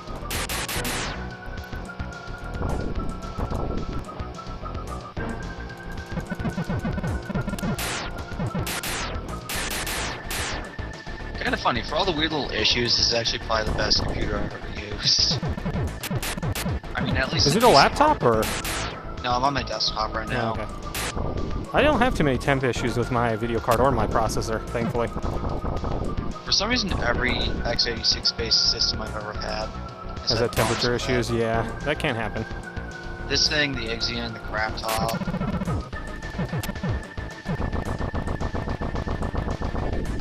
Let's hope I can beat this. Let's hope, beyond hope. It's kind of sad that I won't be able to show off Chakan as much, but alternatively, I could go through, get as far as I can in that game in the next hour and a half or so, and then just, you know, save the spooky games for later. Probably should have done this an hour earlier, but I actually had a lot to do today, so that's my excuse, and I'm sticking to it. Back. Okay. damn. That's weird, though. He actually hit me with that attack last time. He tried to, but he didn't. I'm surprised you don't fight every single mini-boss, though. Well, but I guess that's good then, because then that would take hours. Not hours, but a long time. A long time that I just simply do not have.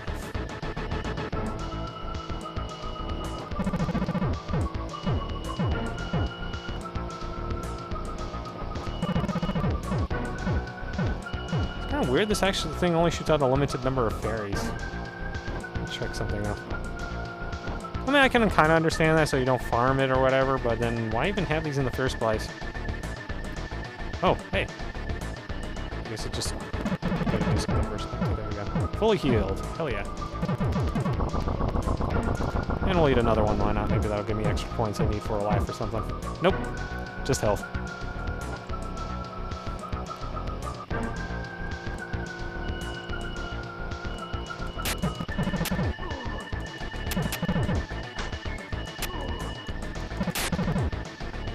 This guy does way too much damage, even this late into the game. He actually does less damage if he hits you with his bullets than with his arms, which is kind of dumb.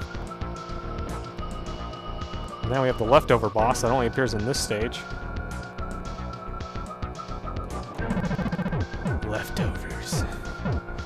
Kind of wish we could have picked Blood for this month or something. We had a bunch of options for spooky games, but I think Xerxes was like, I'm not playing another DOS game, so that's why we had this instead of this game up for vote instead of something like Alone in the Dark, Blood. There's actually a lot of spooky games on DOS, like way more than there are on most systems. Like you have Waxworks, you have the Elvira games, you have there's even a lot of PC horror games. That seems, I don't know why, but horror seems to be, outside of like Silent Hill and Resident Evil, seems to be more of a PC thing. Always has been, I guess, because there's no standards or censorship or anything. Yeah. Not to mention it's generally older titles you'd expect to own a PC anyway. Yeah. Well, we could play Project Firestart. That's Yeah, I completely forgot to suggest that. I completely thought of that right after the vote started. I'm like, oh shit, we could have done like a C64 game or something. And that we could have even have paired that with Sweet Home. That would have been really cool. I just thought of something. I don't know if it's really a horror game per se, so much as it's really damn weird, but Weird Dreams. Yeah, that was another one, but again, that would have been DOS, and I know Xerxes would have been like, I'm not playing another one of those. I mean, that one was ported to like everything, but... That game is just freaking impenetrable. Yeah, it really was. I mean, it's supposed to be based on dream logic, so I kind of understand that, at least to some extent. Yes, I am wasting time by farming fairies, so I can eat them. Yeah. There we go. An inside look at America's fairy farming industry. They make good burgers. It's actually raining. What the hell? It hasn't for the last few days, and then suddenly it's like, I'm gonna rain out of nowhere. This bus is kind of retarded. Literally. Actually, I shouldn't say that on this stream, so. We'll say differently abled? I don't know.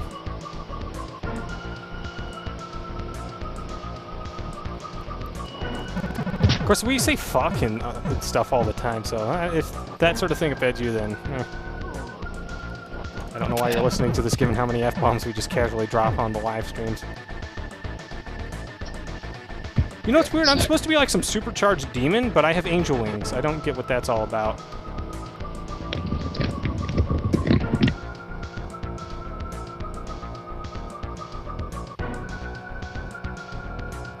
I'm not fighting this boss without full health. Or as close to full health as I can possibly stand to get.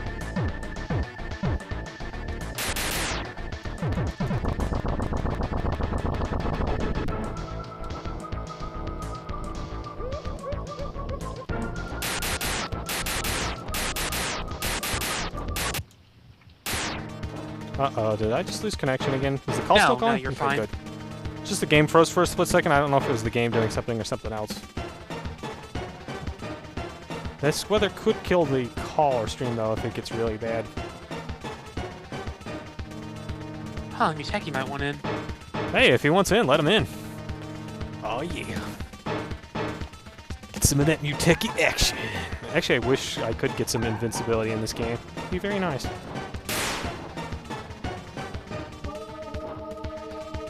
he can't join the call because apparently he's listening to dubstep. Oh, okay. Always a valiant thing to be listening to. Actually, I like dubstep, I'll be honest with you, to some extent. I know, it's kind of blasé at this point, especially since they use that in every single trailer ever. But you know who I really blame for that? What's his name? Hans Zimmer. Because he's the one who totally started that whole Inception noise BS. It's such techno of the 2000s, 10s, whatever you want to call them. Yeah, it seems like every era has its very extremely popular form of electronic music that is only popular in that era and never ever again.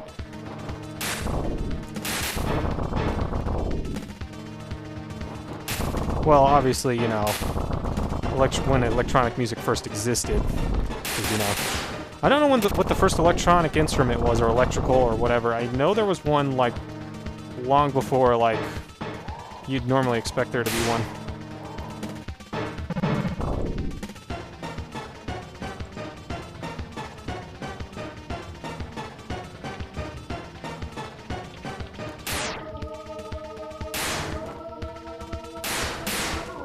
Gosh, you can actually still hit me out of that. Damn it, your pattern. Why can't you have a consistent pattern? I like how she fused with her cat, I just realized. Because she's got some of the cat-like qualities, and they did have a cat, so... Damn it, have a consistent freaking pattern. I hate when bosses do this. Because it's either really easy to dodge their attacks, or really, really hard because they randomly switch onto the track where it's like, I'm just gonna kill you.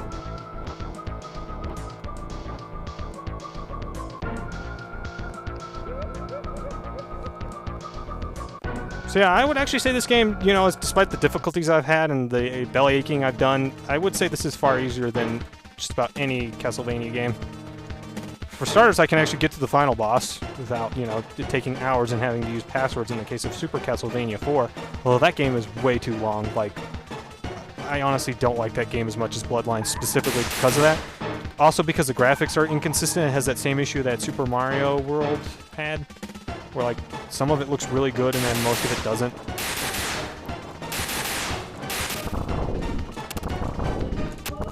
Bloodlines, I thought, was a much better game overall. Especially in terms of difficulty, in terms of progression. You can play as Eric Lacard, who is, like, really freaking cool. Bloodline's like one of my favorite Castlevanias, next to 4, I'd say. Yeah. Just can't really get into 1 to 3, really. I haven't really given those as fair a shake as I should. I forgot how far I've gotten into the original Castlevania. I think at least halfway, but I haven't actually really played the other games that much. Outside of, like, the 16-bit and some of the Metroidvania games. Believe it or not, I have not played Symphony of the Night. The only one in the entire Metroidvania series of Castlevania games I played is Order of Ecclesia, which I do like. Ecclesia, however you pronounce it. Dude, I didn't have a PlayStation, like... I didn't have a PlayStation for the longest time, and they've never ported it to non-Sony systems. Well, they did recently, but I don't have a 360 either. Don't have a Saturn, don't have any of the systems that's actually appeared on.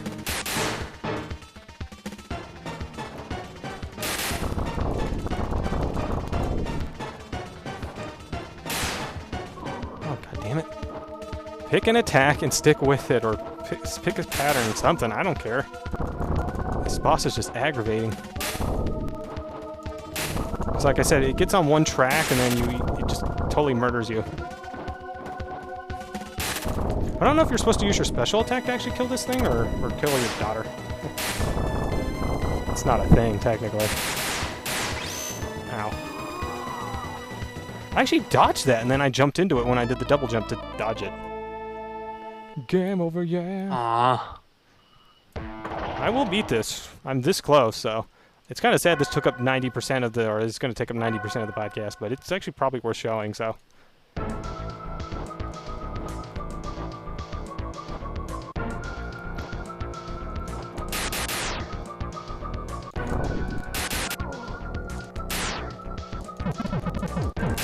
Before the final battle? Actually, that's not a bad idea if I have to do a save state right before then.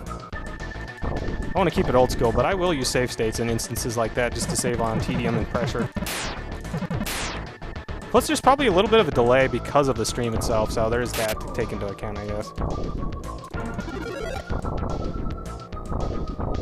Now I've got to farm fairies for an hour or so. While I do my pimp strut. I shouldn't do that. That's annoying. What? What? It happened to attack at just the wrong time. Wow. So I have to fight the first boss over again. Or the first mini-boss. Again, it's a mini-boss rush, which is always weird.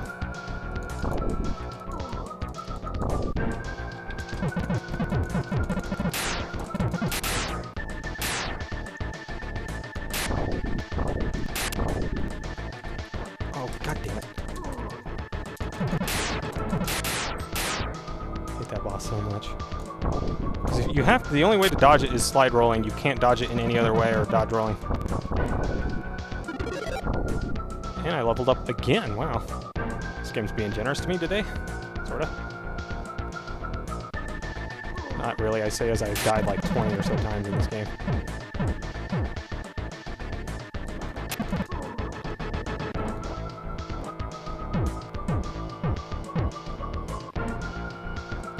I'm not fighting that ancient sea predator boss, though, without having full health.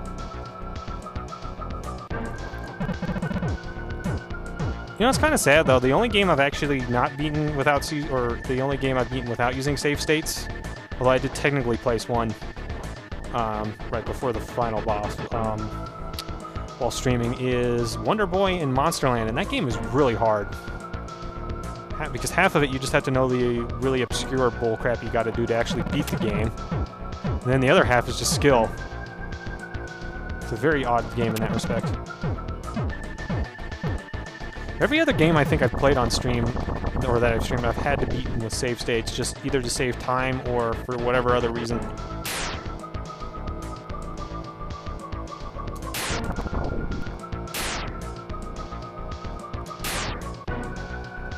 He's doing... I do want to see Chakan, though, like, seriously. Yeah, and I'll explain. I'll actually, since we'll probably never have these games for vote again, and if we do, you know, I can go into it again. There's a very good reason the game's designed the way it is, and it actually makes a lot of sense once you figure it out. It's almost clever in a stupid sort of way. It's clever in a 90s comic book sort of way. Are you sure it's intentional? Probably not, but still, reading it on a meta-narrative level, or whatever the stupid wanky term for it is, it still makes the game more interesting than it would be on its own, even whether or not they realized they had actually... they had, done that on purpose or not.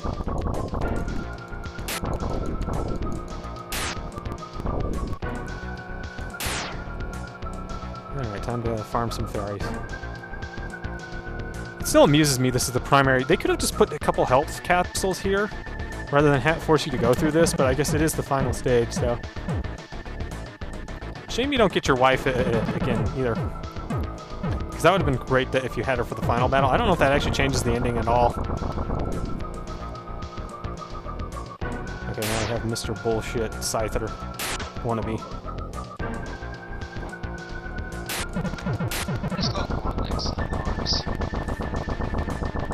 Now we're about to fight Mr. Leftovers.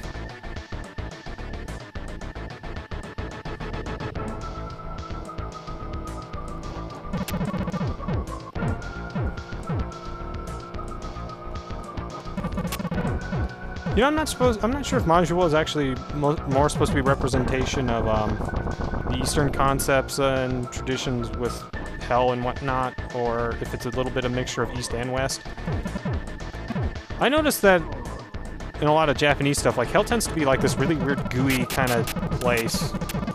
And I don't know if that's just something that's a cultural thing, if that's actually, there's some explanation for it, or what. Could be a stylistic thing. Yeah, I assume this did come out after Geiger was a thing. Oh my. Oh. Amazing. That might be time to take a break. I want to beat this though. I'm this far. I mean, why give up now? Yeah, true.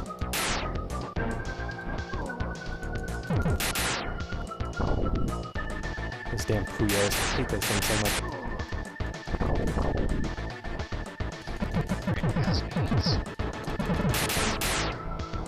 I don't want to run into a situation like I did with L-Man where I was going through the game just fine and then I accidentally hit load when I meant to hit save. Or I didn't know what the option did, so I did it anyway. I like how Cal afterwards is like, you know, the first thing you're supposed to do whenever you are playing like a Japanese or, you know, an Asian game or any game where you can't read the language is to figure out what save and load is. And he's right. I've ran into that mistake, or I've run into that issue a couple of times while playing games that weren't translated. It wasn't the first time. It's just funny you got to see it live on stream. Let's see.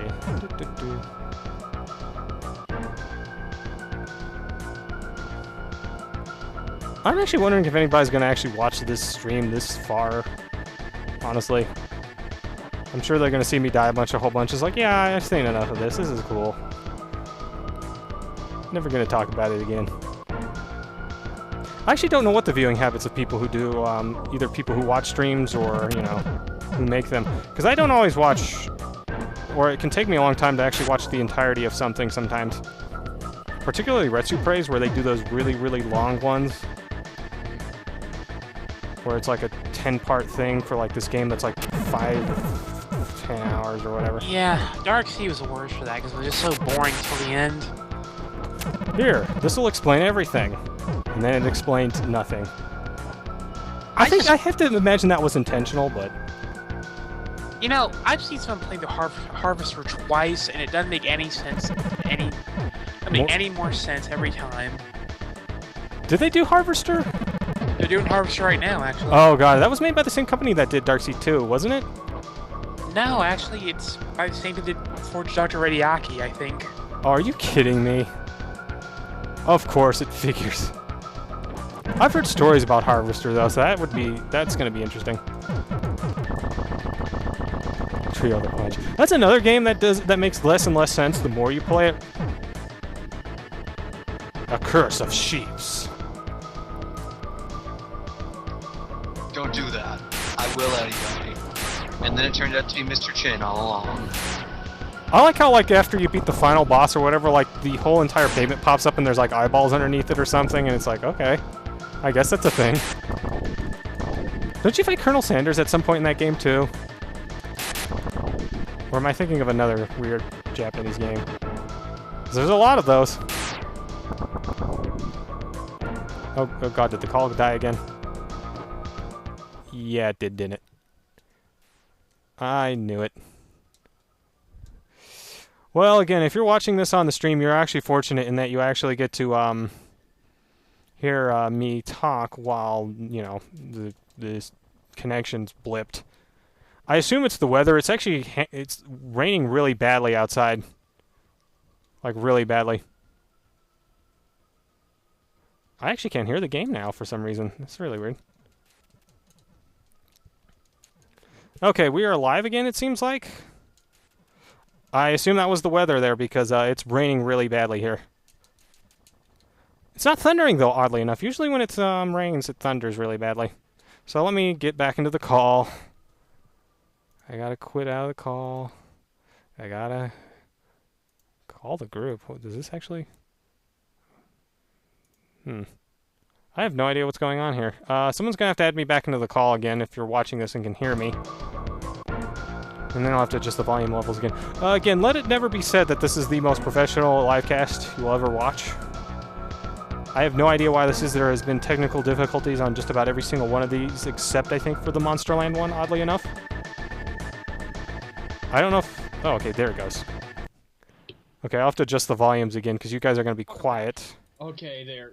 I called you once, but then all of a sudden it's like, call failed. I'm not seeing it on the stream, so I knew something was wrong. Yeah, it's the weather. It's raining, not super duper hard, but it's still raining hard enough. So there, yeah, again, as I said, let it never be said this is the most professional livecast in the entire world. Actually, I've never watched that many livecasts, so I have no idea how, like, professional, unprofessional they are. I know a lot of people, when they do podcasts, like, GC9X is unusual in that we actually edit the podcasts. Most of them don't. They just upload the entire thing. Which I think is interesting in a way, like that they don't edit them, that they just like, well, you know, people probably just want to hear us talk. That's the whole point of this. It's a very intimate sort of medium of communication. And it's really one way anyway, so it's like you can't add anything to the conversation once, you know, it's been recorded and uploaded, so. Okay, now it's time for Mr. Leftovers. Are we gonna edit this? I don't know. No, I never edit the livecasts. There's no Okay. point, because it would take forever, and it would just be really... It'd be like... Okay, it'd be like watching a David Lynch film, because half of it would be cut out at some point. Like, literally, that's what would happen. It would just be cut out, and, like, there would be, like... Most of it would just be missing. Yeah, that would... That's the problem with video over audio, is that with video, like audio, you can just edit it at any point and reinterpret things, you know, move it around as necessary. You can't do that with video because it's a constant thing. There's a constant visual presence. The only way you could actually do it an edited sort of thing with the video is if you did the commentary and the video separate. But since this is a live cast, you know, you can't really do that. I mean, you can't. It's just not possible. But again, the good thing is about Livecaster or the Livecaster software that comes with Livestream Procaster. Good thing about that is that it records everything, even if the connection dies. So the people who are actually watching this on YouTube, however many of you who have gotten this far, will actually get to see me. Yeah, you'll actually get to hear me talk for all the times that it went down. So. YouTube, eh? Hello, people of tomorrow. Well, it'll probably be a while before I upload this. People of next week. It'll probably be slightly sooner than that, but at some indeterminate point in the future. Hello, everyone who is watching this at that time. What is it like Tell us how living in the future future? is. Yeah. Do we have jetpacks yet? Oh, Lord. We do, but someone died, and it totally made it look uncool for everybody else, so... Now we don't have jetpacks anymore. They lasted all of 2 days because some idiot crashed one, and then it's You know, the thing about people who say stuff like that is, you gotta realize that we've got things about the size of a credit card that basically have the power of a computer. That's pretty awesome, you gotta admit. Yeah. I mean, I'd totally take that over a, whatchamacallit. Okay, I'm gonna save my game. It's not a jetpack, but it'll do. Okay to save state? Yes. I forget what the shortcuts for that are. I think it's like F3. Yes. Transistors F4 are to load. relevant. Because I've gotten this far, so...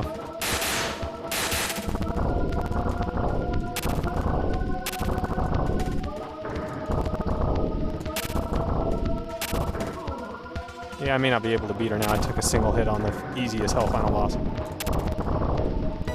2 hits. Oh, Lord. This is off to a wonderful start. I do have 1 extra life, though.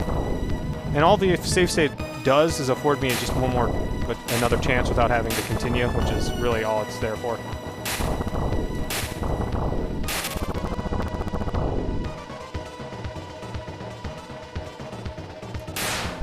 And to think that that giant, huge man would have a lot less trouble with you if he actually moved at all. I think it was too costly to actually animate this entire thing. The SNES actually had some interesting sprite limitations compared to the Genesis. I mean, the Genesis had scanline issues if there were too many of them on a scanline at a time, but it didn't. I don't think it limited them necessarily.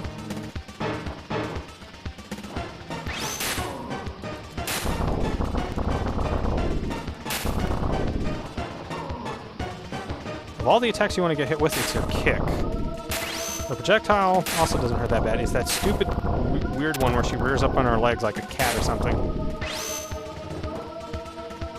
That's the problem. She hasn't done it yet, but she probably will at least once. Or not. Let's see. Yep, there it goes. Ooh, shit. Yeah.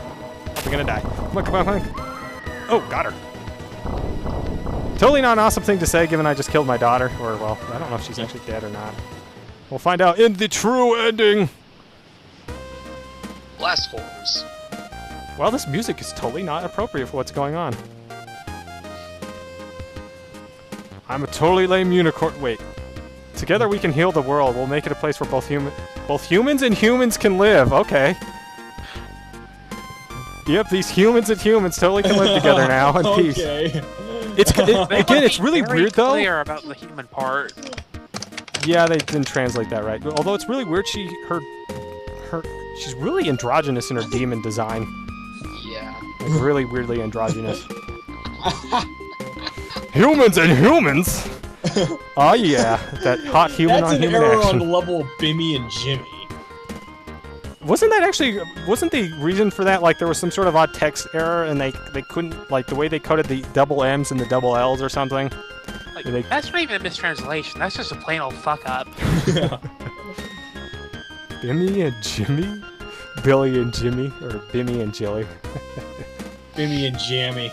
How come it was a translation from Double Dragon 3 in general? That could have been just a misspelling, I don't know. Yeah, who knows? People who translate with this quality will be prosecuted to the full extent of the jam.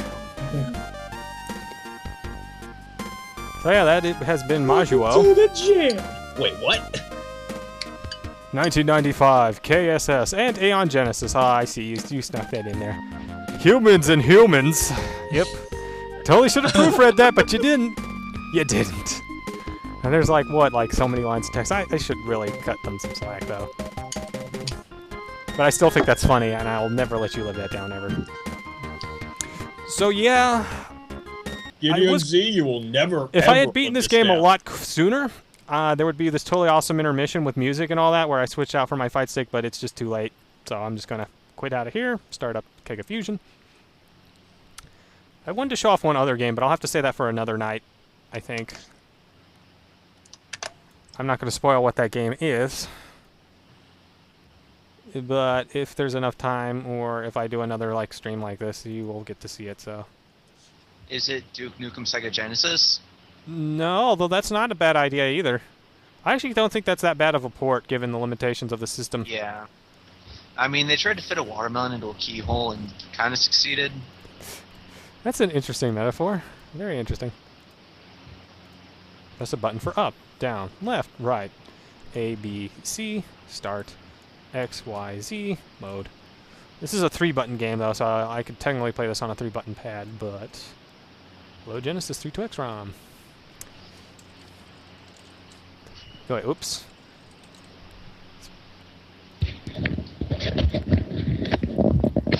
So yeah, interesting thing about this game, and I'll actually mention this after the intro.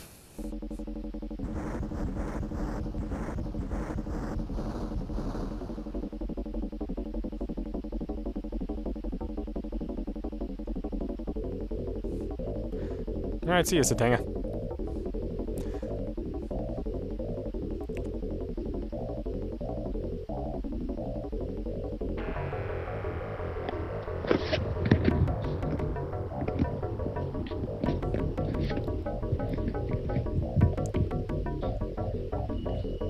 So yeah, there's this long 90s comic book-esque storyline, but again, I'll explain some of the idea behind this game afterwards.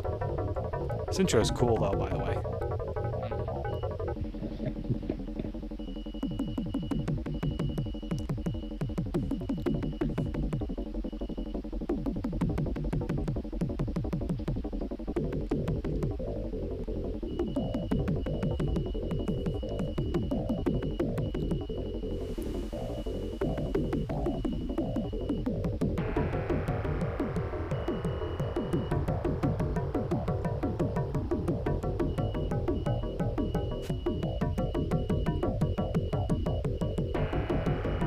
Those terms, it seems like Death won anyway. It's funny you say that.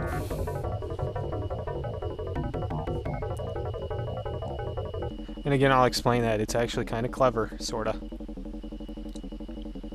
I'm really kind of disappointed this didn't win because there's a lot about this game I could talk about, particularly with regards to the spell system and some similarities it has to the Witcher series.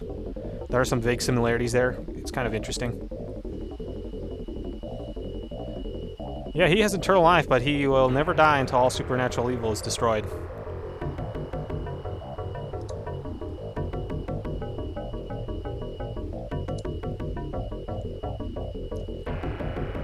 And yeah, he has eternal life, but not eternal youth. So he looks pretty damn old. Well, it's interesting to note about that, too, is he can't die. I mean, he does die in the game, you know, in game terms. But he literally cannot die. He just gets sent back out of whatever dimension he crawled into, you know, whatever evil he was trying to kill. Chakan the Forever Man. Kind of a pretty cool way of justifying the whole lives mechanic. Yeah. So there's 3 difficulties: easy, hard in practice. Effectively, what the actual difficulties are is practice is easy mode. You can only beat half of the game unless you use a cheat, which I will explain later. Easy, which is actually normal, and then hard, which is don't bother.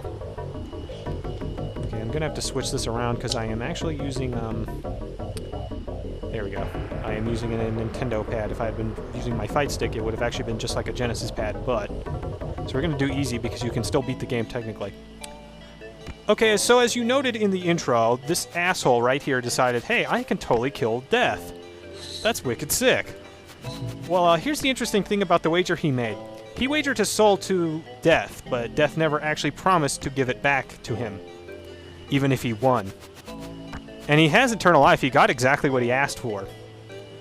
But as is so obvious now, he cannot die until all supernatural evil is destroyed. But there's another element with that I thought was kind of interesting. The thing to note about Death is that I think in most mythology, it's not Death that kills you. Death is just sort of an usher who just kind of ushers your soul to wherever it is you're going to go. Sort of like Sharon? Yeah, I believe so. He's just sort of he's a herald for death, sort of, more than he is an actual arbiter of death. Those might actually mean the same thing, so you can correct me on that later. But it's kind of interesting that he would fight somebody, or he would actually offer to fight somebody who cannot technically kill him. The only thing he can do is take his soul, and he gave his soul up to the devil. Or, well, death, actually. Excuse me. Let's see. I think I'm going to start here. Is this the Spider Queen level? No. Wait, which one do you want to... There's one level you always generally want to start with from the beginning of the game. It's generally the easiest, and you get the most potions. And I'll explain potions once I get a couple of those. I think it's Elkenrod. I think. We'll find out. So here's the thing with this game. You have a hub. You can go to any of the hubs you want to, or any of the hub stages you want to. You can complete them in any order you want to, but the thing is, you do actually have to beat the first level of every hub level. So you basically have to beat the first level of every hub. You get the special weapons, and then you can beat the game in any order you want from that point on. Because you need the weapons for to get into areas you can't normally access. Wait, what, Bob? What were you gonna say? Sorry. I didn't say anything, sorry. Oh, sorry. Oh, I heard you. I was going to say, though, there's something else about this game. This is one of those few games that actually expects you to die. It's actually built into the game mechanic because there are no continues. You have infinite continues. Oh. And as I just illustrated, you die. You can die as many times as you want. You are expected to die. In fact, it's kind of interesting how they built the tedium into the gameplay mechanics. And also into the backstory, because you have to kill all supernatural evil, and, like, he's clearly tired of this bullshit. I mean, he's been doing this for however long.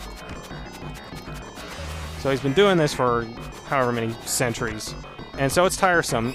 And it's kind of interesting that you have this game that... It is fun to play to an extent, but it's also unfun, because it's very hard. And you can't really technically lose until you quit playing. It's the only way to really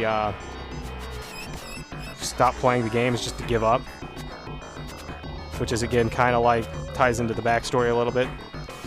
So it's kind of interesting. You have this game where death is actually an accepted mechanic. You are supposed to die. And it's interesting to me that they would design the game around that sort of flaw. Because, you know, most people... I remember the first time I died. Yeah, exactly. It's just interesting to me because, like... Do I have any potions yet? No, I don't. So I actually just went away. I wasn't supposed to go. But it's just interesting to me because... People, I know this is kind of a common sentiment, at least in the shmup community, that if you can't beat a game without either dying or taking a hit, it's a bad game. End of story. Which I think is kind of bullcrap, because it's like, why would this game give you lives and continues and all of these things to keep yourself alive, essentially, and keep playing the game, if they didn't want you to keep playing the damn game? Like, why even give you lives? Why not just say, it's one CC mode now and forever? Like, I don't see what the big problem is with dying in games. I really don't. And I think it's interesting they work death itself as a mechanic into the game itself. I find that very fascinating because, again, it's not normally something that people think they should have happen to them. It's like, oh, I shouldn't die. I guess bullshit. That sounds like a proto Dark Souls. Yeah, that's what I was referencing when I mentioned that. I remember the first time I died. Okay, actually I should mention the potion system now. So as you can see, I've gathered a couple potions here. We've got an earth potion and I assume a fire potion. They are based on the elements. And then you can mix them you have 12 spells and they each are mixed. The spells have different requirements. But they all do different things. The first thing you want to do when you play this game is either look up what the spells do or figure out what they do. Potions are the key to success in this game, and this is where the parallel with The Witcher comes into account. Because in The Witcher, part of that game is basically cheating by juicing up on potions. And it's kind of interesting that this game came out long before The Witcher did, I assume. I'm not sure when the books actually were first written. They could have been sometime in the 90s. But it's interesting that this game shares some parallels there. I mean, you have a main character, you know, he's not exactly a looker. He's not really a ladies' man, though. I mean, there's really no ladies to woo in this game. But, you know, he uses twin swords, although in this instance they're both the same sword. They're not one for monsters and one for humans. That sword's for monsters. I seem to remember that's a problem everybody had with the first game, is that the first boss was like a demon or something, but you didn't have anything that could kill monsters or demons. So yeah, it's like you didn't get the silver sword until chapter 2. I've heard though the real trick with that is just to juice up on potions, is just to take as many as you can and just like totally put oils on your sword and stuff and do all these other things, these interesting little exploits. And that's something that fascinates me too, is you have a game that's sort of like the mechanics are built around gaming the system and being a total sneaky bastard. I love it when games let you do that. Okay, so I have 2 different potions. One of these is health, I think. Actually, wait, I don't know if that's health or not, the cross-shaped one. This one, though, if I recall, this weird fireball-looking one, is a thing for your sword. There's 4 different elemental things for your sword. You know, they charge it up in different ways, and they do actually affect different enemies differently. Some of them actually take way more damage from different elements than others. I don't know how you figure that out or which swords do what against what. But that is actually the case. Some bosses will die much quicker if you use the right sword potion. There's 2 forms of invincibility. One is actually a shield. The other one turns you invisible, except for your swords, which is actually really cool. Also, if you haven't noticed already, this game has a weird directional slashing system. Yes, and this is true for at least 2 of the weapons. The sword, you can actually swing it in any direction. If an enemy runs into it while you have it held out, they will die. You flew in with sword, you retard! Yeah, you can actually swing your sword in all 8 directions, I think. Well, 7 on the ground, 8 in the air, and then you have the crouching attacks as well, so you have full control over it. The other weapons, you don't have that sort of control, although you do have some other special sort of attacks with them. And you need to use those to get into areas you couldn't before, particularly with the hammer. And it's just an interesting, weird sort of game. I really had a lot I was going to talk about with this game, but I'm just talking about it here now. It's just a very interesting sort of game. Like, it's not a game that I know nobody really likes this game except me. And maybe some other people are like, oh yeah, I like this game. It's kind of an interesting concept, but it's kind of weird. It has all these elements, like they almost thought things through ahead of time. As though, like, they had actually planned the story elements to be the way they are. Oh, hey, here we go. The first weapon, the sickle.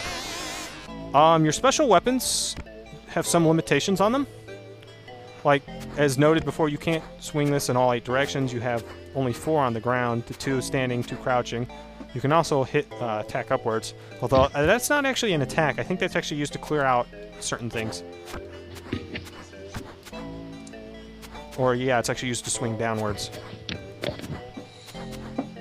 Which you actually will need to do with the hammer. No other weapon really requires that attack, although it does something. But yeah, this, so you have the scythe now. You can only double jump with the swords and another weapon. I'm not sure, I forget which stage you get the hook in.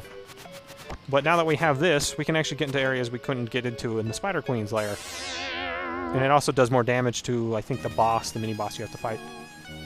I think Elkenrod's first stage, the fire stage, as it were, because the Spider Queen's earth, then you have Elkenrod, which is fire. The Dragonfly King is air, and then Mantis is the water stage. Anyway, you probably want to do Elkenrod's first, the fire stage, because there's no mini-boss. I think all the other ones have you fight a mini-boss of some kind.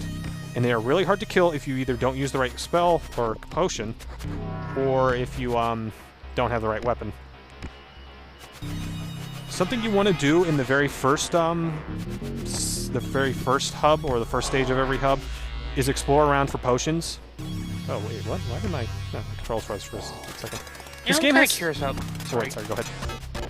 I was just gonna ask. I'm kind of curious how closely Blood Omen 2 plays this game. If they carried over any concept from the original game, or As far as I know, no. More of the concepts came from the canned Chakan Dreamcast game than they came from this one. I don't have that many damn spiders. This stage actually tends to kill me the most. Later on, it's not as hard because you can kind of just bullshit around. You know, jump around or whatever. This one, you have to kind of take it in a specific way. But you do want to explore this, especially in the first hub. There's actually technically 2 hubs in this game.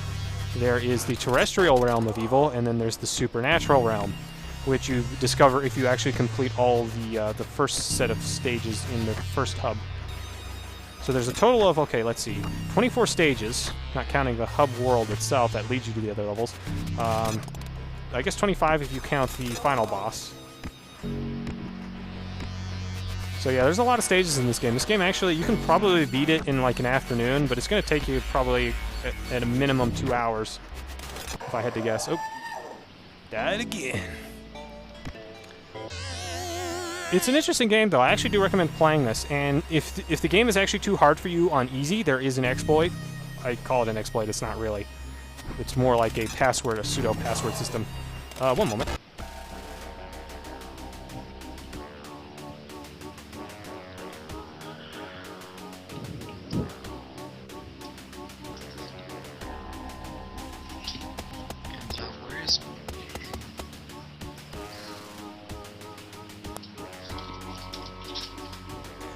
Anyway, there is sort of a pseudo password system in this game.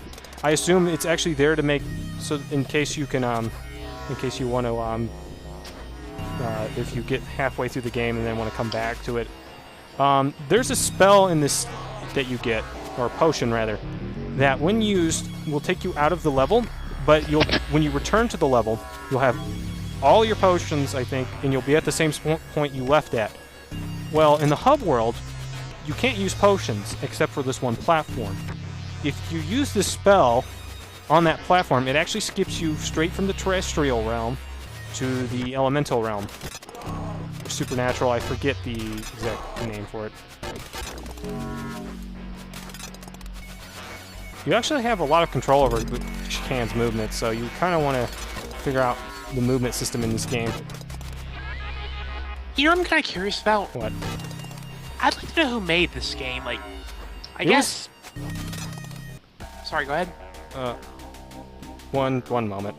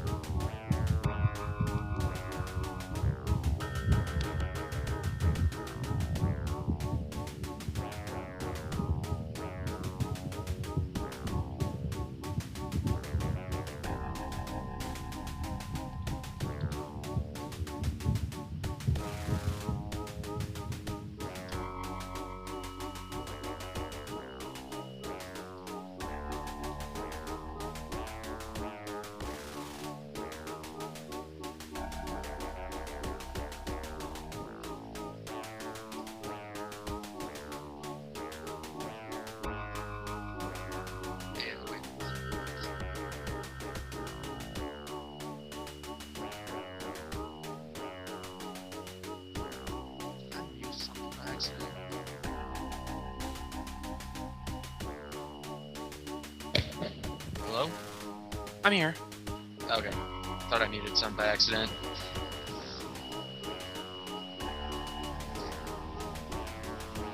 Sorry, we just wanted someone. Just wanted him.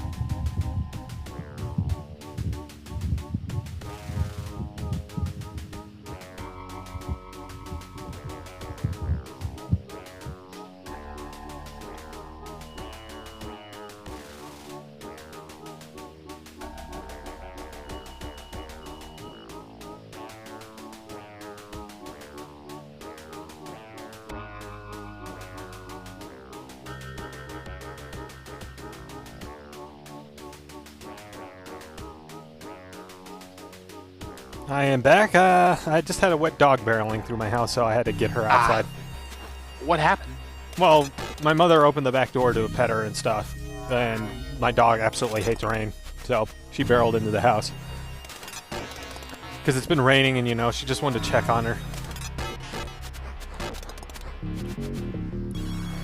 To answer your question, Bob, this game was produced by Ed Annunziata. I think that's how you pronounce his name. I hope that's how you pronounce his name. Anyway, he worked on a number of games for Sega. He worked on Echo. I think he produced Echo, both Echo games on the Genesis. He produced this game. He worked on X-Men Clone Wars, X-Men 2 Clone Wars. I think he worked on the original X-Men game on the Genesis as well. So this guy has an interesting pedigree, and I assume the team that worked on Chakan at the very least worked on X-Men 2 Clone Wars. There's just too many similarities for them not to have been partially the same team. I'm mostly asking because it seemed like Sega just had like a ton of branches doing different games. Like Yeah, especially in the Americas. you had STI, you had whoever your Eternal Champions. I think Eternal Champions might... No, wait, no, I don't think they were made by this team. I think the Eternal Champions team made, what's-his-face's game with dinosaurs in it. Ah, here we are. Okay, there's an invincibility spell. That's air and earth. Frost Sword, which is fire and air. What? That doesn't make sense. Oh, wait, that might be frost. It looks like a, ice or a snowflake, but I don't know if that is. I forget what this does. I forget what the cross does. That's invincibility. Again, the one with the dude in a circle. And this gate spell, fire and air. This spell right here is the spell you need to cast if you want to actually skip to the second half of the game. I recommend only doing that if you get to the second half of the game and you want to take a break. You could also just use a save state because, I mean, really, who cares? But I assume that was in that exploit, quote-unquote, was there either as a testing feature or specifically for players so that they could continue later. Because it should only take you about an hour to beat the first hub world, in theory. So I'm going to need to cast invincibility. Because you have this really annoying... Did they mention this in the manual? Have you seen the manual? No, I don't think they mentioned it. Actually, wait, I don't even have to kill the mini-boss. I can just skip him. I don't know if they did or not. Someone found this out. I know someone did. Because if you notice in the hub world, I can't do anything with the hand. I can't move the hand cursor. But if I get to this one platform, and I'll show you which one it is. Oh yeah, I should actually go back and show the wheel itself. This wheel shows you with all of its spokes. This actually shows you the progression through the game. And as you can see, I've beaten the top left stage and the top right stage, or at least the first part of it, the first spoke on the wheel. I'm probably not using that term right, but whatever. As you can see, there's an equal number of them for each of the 4 parts of the wheel. And you can see here there's a big circle. That's the boss of that stage, and then you have, you know, the boss there as well. You can also notice there's hourglasses. I love that you can point with the swords, by the way. That's just too cool a feature. That tells you what the total time is for the hub. Here's the thing. You don't game over in this game, but if you run out of time in a hub, you have to start the entire hub over again, or the entire world, excuse me. I'm not sure the proper term to use. I've always been confused between level, world... So all those, like, blue spots that represent your progress would go away? Yes. Yes, you'd have to start the whole thing over again. But there is a spell that will flip the hourglass. And if you can get it... Yeah, I still can't select any potions. But if I had the gateway potion, I could totally skip ahead to the second half. Maybe I'll actually even just do that. I'll beat the first realm of every, or the first level of each of the 4 realms, and then I'll show that off. Forget which one you want to do next, if it's the water one, or... No, wait, I think you want to do air next. Air Wait a minute, if you just skip ahead using that potion, are you going to have all the, Yeah, I believe it does give you all the weapons. Here's the thing, though, you don't have any potions. And in the second half of the game, you really need potions. So you'll probably be grinding, you know, if you skip ahead, you'll be grinding like the first areas of each of the supernatural levels. And it's a massive pain because you'll probably run out of time. You don't lose your potions if that happens, but again, you have to start the whole hub over again, or the whole world, elemental realm, whatever. I seem to remember I had this problem the last time I streamed this game, is trying to describe the level structure in this game. Because there's no real term that should be very obvious. This is actually a good stage to grind on to some extent, because you're probably going to die a lot because there's bottomless pits all over the place, but there's also a lot of potions if you know where to look. And I just died, because again, bottomless pits. This game's got some frame rate issues. It runs at about 30 FPS, but it feels like it's actually running at 15. For some reason, I could tell the difference between frame rates even as a child. I could tell some games didn't run at 60 and some ran at 30. And I always hated the games that felt a little bit more sluggish. Maybe it was a frame rate thing. Maybe I noticed not the frame rate itself, but the animations and the way the controls felt. Oh, damn it. Yeah, I'm going to die a lot on this one. You probably want to take this one third or fourth, but I think you need the hammer from this one in order to defeat the octopus. And Mantis it seems as like well. the real problem with that is he has no ledge grab, probably because his hands are filled with swords. Yeah. Oh, Bob, you were asking something else about how much of the Chakan game actually transferred over to Blood Omen 2. Apparently his outfit did. He has the exact same outfit that the Chakan was going to in the concept art and in the model test they did. Huh, they just swapped nice. out his head. They made him look more like Kane, essentially. I don't know if Raziel appears in Blood Omen 2. I heard there's some issues with the story in Blood Omen 2, and the developers actually took it into account later on in the later games, which I think the only one that came out after it was... Defiance. Yes. Did they And just pretend it didn't happen or something? no, they actually worked in the whole issue with the plot not being anything at all like the previous games, which is freaking amazing when you consider the series has time travel built into it. Yeah, it's just one big clusterfuck of a plot. But it's still self-coherent from what I understand. I know Cal loves those games. Like, Yeah. I've been meaning to ask him at some point more about those games once I've actually played them. Because I've I don't only think I played played... Soul Reaver one of these days. I don't think I've ever played it. I played the demo for Soul Reaver, and I played a little bit. I played, like, the first level of, like, Defiance. I actually bought the PC version years ago. Because I was like, oh, wow, I'm never probably going to see this in a store again, so I just bought it. And I played the first level just to make sure the game ran on my computer. It did, actually. It ran pretty well, and that was my old clunky piece of crap. But anyway... those are the only ones I've played, so I've been meaning to play those. Particularly Blood Omen 2, because I have a tendency of actually liking games that, in a series that most people seem to hate. And I've heard it's not a bad game. Blood Omen 2 isn't bad per se, it's just, oh damn it. There's actually one big problem with this game, even more so than the fact that your sprite is very large. I know Xerxes hates that, and that's probably the one reason why he was so against this game. Is you can't look up or down. In most platformers, you can at least look down, but in this one, you can't. You cannot change the camera at all. It's always centered on Chakan. Oh shit! I forget. You jump a lot lower when you have a weapon equipped, unless it's the hook. So I might have to do the Dragonfly Guy's Realm again, assuming I don't just skip ahead to show you off the supernatural levels, which are like 10 times cooler. Barring the Air Realm, they just recycled the tile set, but you actually get to ride on, like, giant dragonfly monsters, so it's totally cool and awesome and hip and retro. I mean, wait, retro? Well, I suppose it's retro now. This game's, like, 20 years old now. It came out in, like, 1993, 1992, so it's 20 years old. It's almost as old as I am. But I remember renting this game. This game scared the hell out of me. Still kind of does, actually. Oh, damn it. I need to go around a different way, because I know there's potions on the right side, but you have to do some really dumb jumping to get to it. I think this is the stage Rasa was talking about, where it's like you fall and you have to like climb up the entire stage again.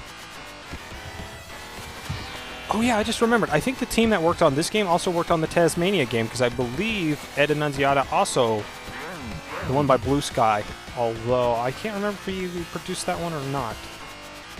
I was gonna ask, you mean the one by Sunsoft? No, the one on the Genesis. There were 2 Tasmania games. Okay. I actually have a card to the SNES one, though I haven't part of the port. I had the Game Boy version once. Oh. Damn it. Thankfully, the clock doesn't really tick down that much if you die at the very beginning of a stage. In fact, it might reset itself. Or it might not. I'm not entirely sure how the clock works, or the hourglass. But there is a spell for that, or a potion. You definitely want to have access to that potion.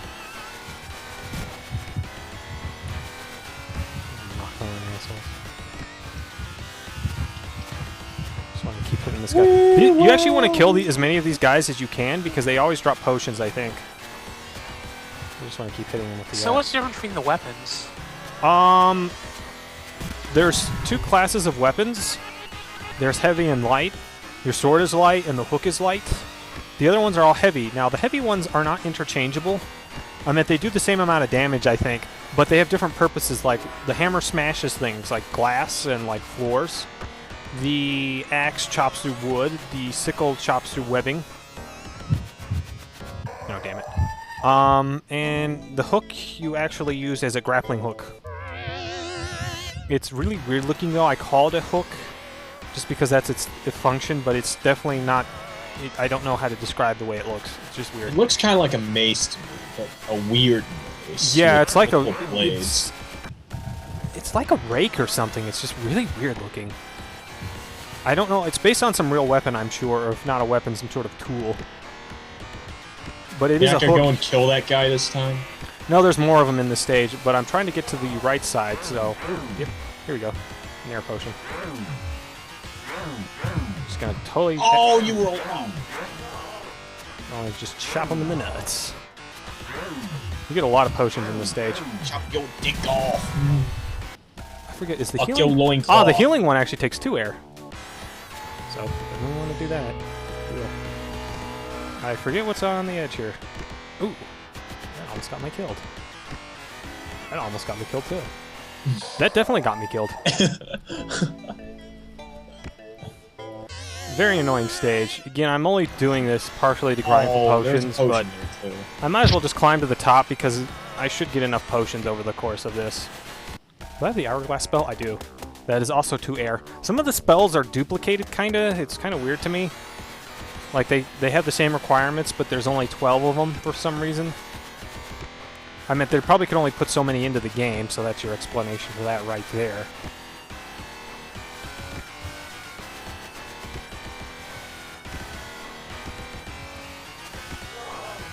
I noticed that he tends to fall like a rock and not have a whole lot of horizontal authority over his jumps. That's why you have the spin jump, and that's why the swords and the hook are such an important weapon. Because the only real way to control your vertical momentum and your horizontal is with the spin jump.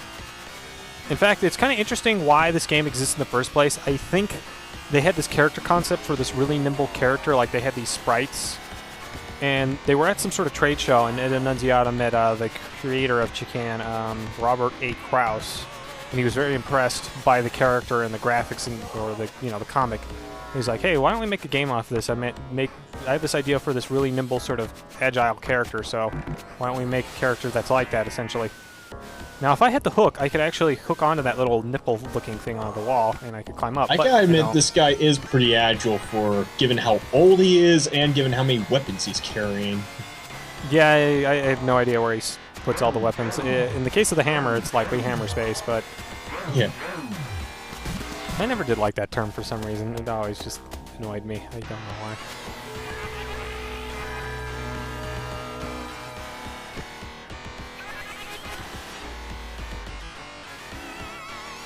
I have plenty of air potions at least, so that's not going to be too much of an issue.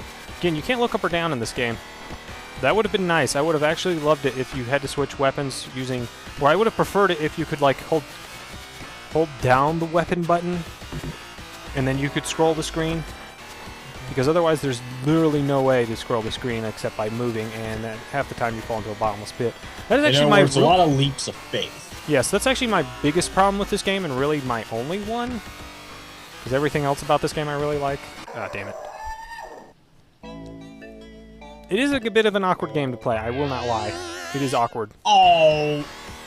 But I don't know, it's not that... It's just a very interesting game. And you know, it's weird, Zersky says, I hate platformers or games with really giant sprites, but it's like, even NES games sort of have this issue as well. Just the way they were framed is you saw the whole entire screen because that's really all they could show you. They couldn't really do scrolling like this, and if they did, it was very limited. So it's less, I don't know, I don't really see the problem with the character size so much. I think there's other issues there at play. I mean, if you made Chakan smaller, it wouldn't really change the game that much. You'd see more of the screen, but don't know. It's hard to explain exactly. I can kind of understand why he hates it. I think it's a speed thing, like... NES games sort of have this odd speed to them, but they're really not that much faster. It's just an illusion, I think, based on the limitations of the sprites.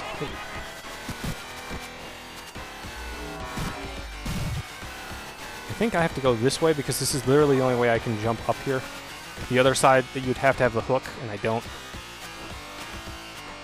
Just going with the sickle. Actually, I think the axe is the one you want to use for this guy. Again, I think some of the heavy weapons actually do affect other enemies differently, because the whole reason I'm doing this stage first is merely because I get the hammer from it. And the hammer you need works really well against the octopus you fight in Mantis's realm.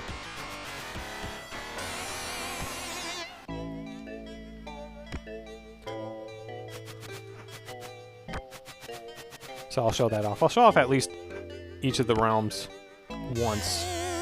And then I'll probably move on to another game. Well, it's been like 2.5 hours now, so... I forget what the name of the supernatural evil beings are, if they even have a name. Like, the ones in the elemental or the terrestrial plane, they actually have a name. As noted, this guy's name is Mantis.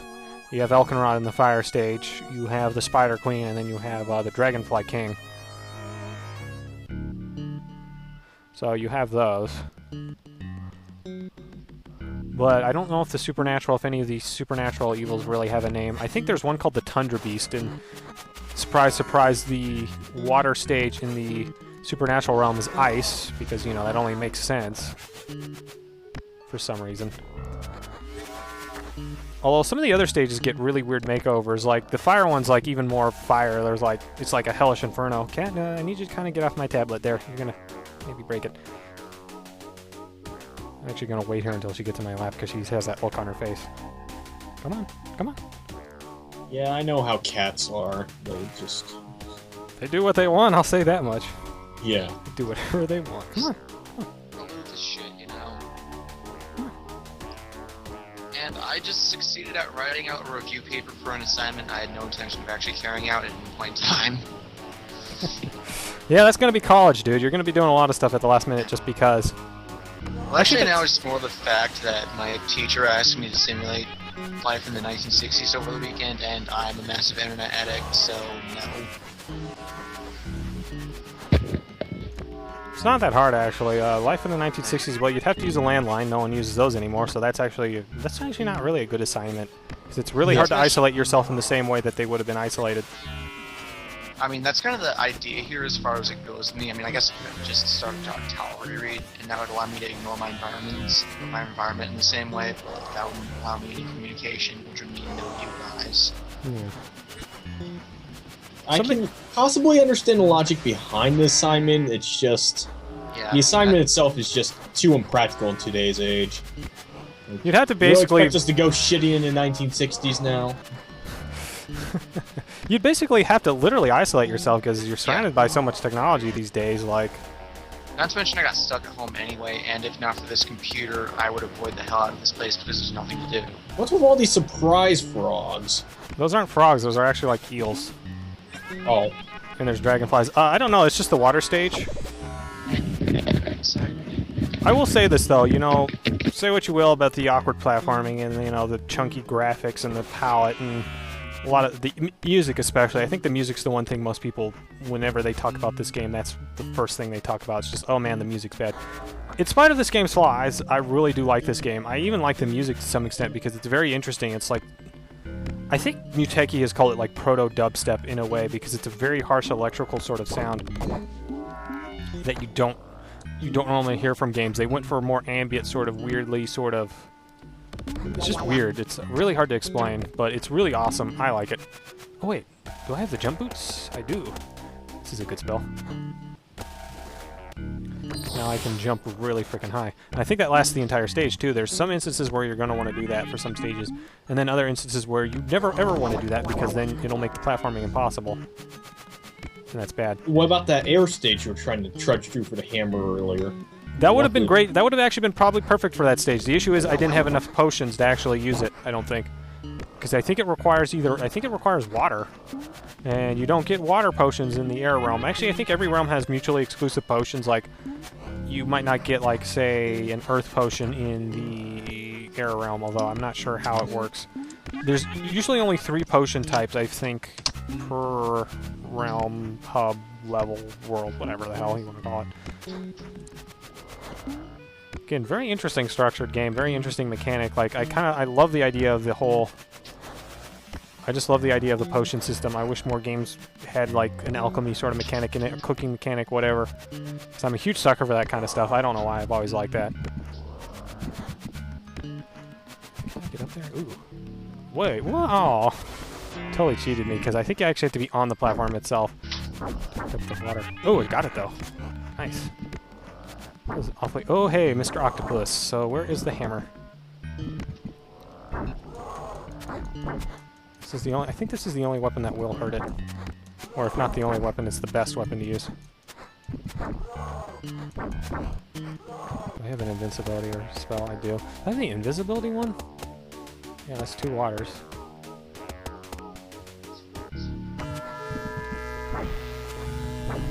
So now I am invincible, just in a completely arbitrary sort of way.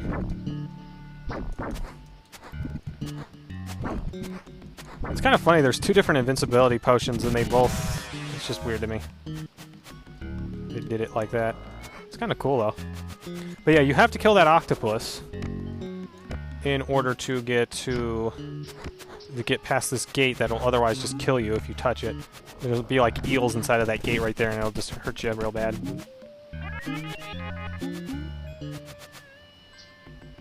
Maybe you can get all 4 potion types in this stage, because I think I've gotten all 4 of them in this one. Okay, the hook. Now, something to note about this game is that every single stage, well, with a couple exceptions, Elkenrod stage and the Spider Queen stage, and... Actually, yeah, most of the stages except for Mantis's Realm. And it may be another one. Mantis's Realm's really weird because it mixes it up every single, like, stage. Actually, yeah, most of the stages do that. Like, they either are more vertical or there's, like, challenges you have to overcome. So, yeah, they do mix it up a little bit. So if I was to show you the rest of the rest of these levels, they'd be mixed up a little bit interesting. You'd see a boss fight or 2. But, for the purposes of the stream, I'm totally going to cheat. And now you'll see something here. Again, I assume this was a continue mechanic. It was either for debug purposes or it was for the player's benefit. As you can see, all 4 of the terrestrial levels have been beaten, and now we're on to the supernatural plane. And I'm trying for the life of me to remember which of the supernatural levels you probably want to start with. I think it's Earth, which I think that's the space. So is there like a Mega Man thing going on where some of the things you need to beat the other ones?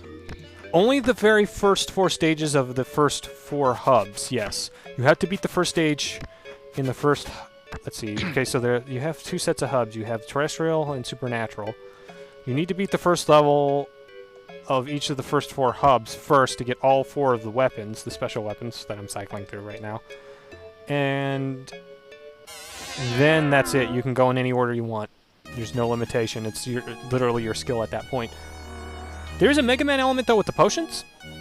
I know that depending on which elemental swords you use, they can kill something a lot faster or make it a lot harder to kill them.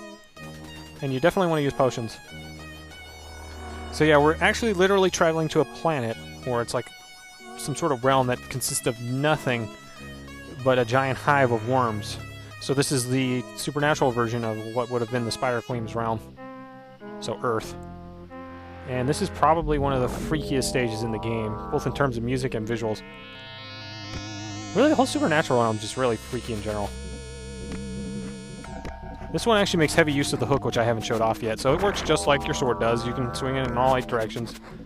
I don't think it does more damage. I suspect it doesn't.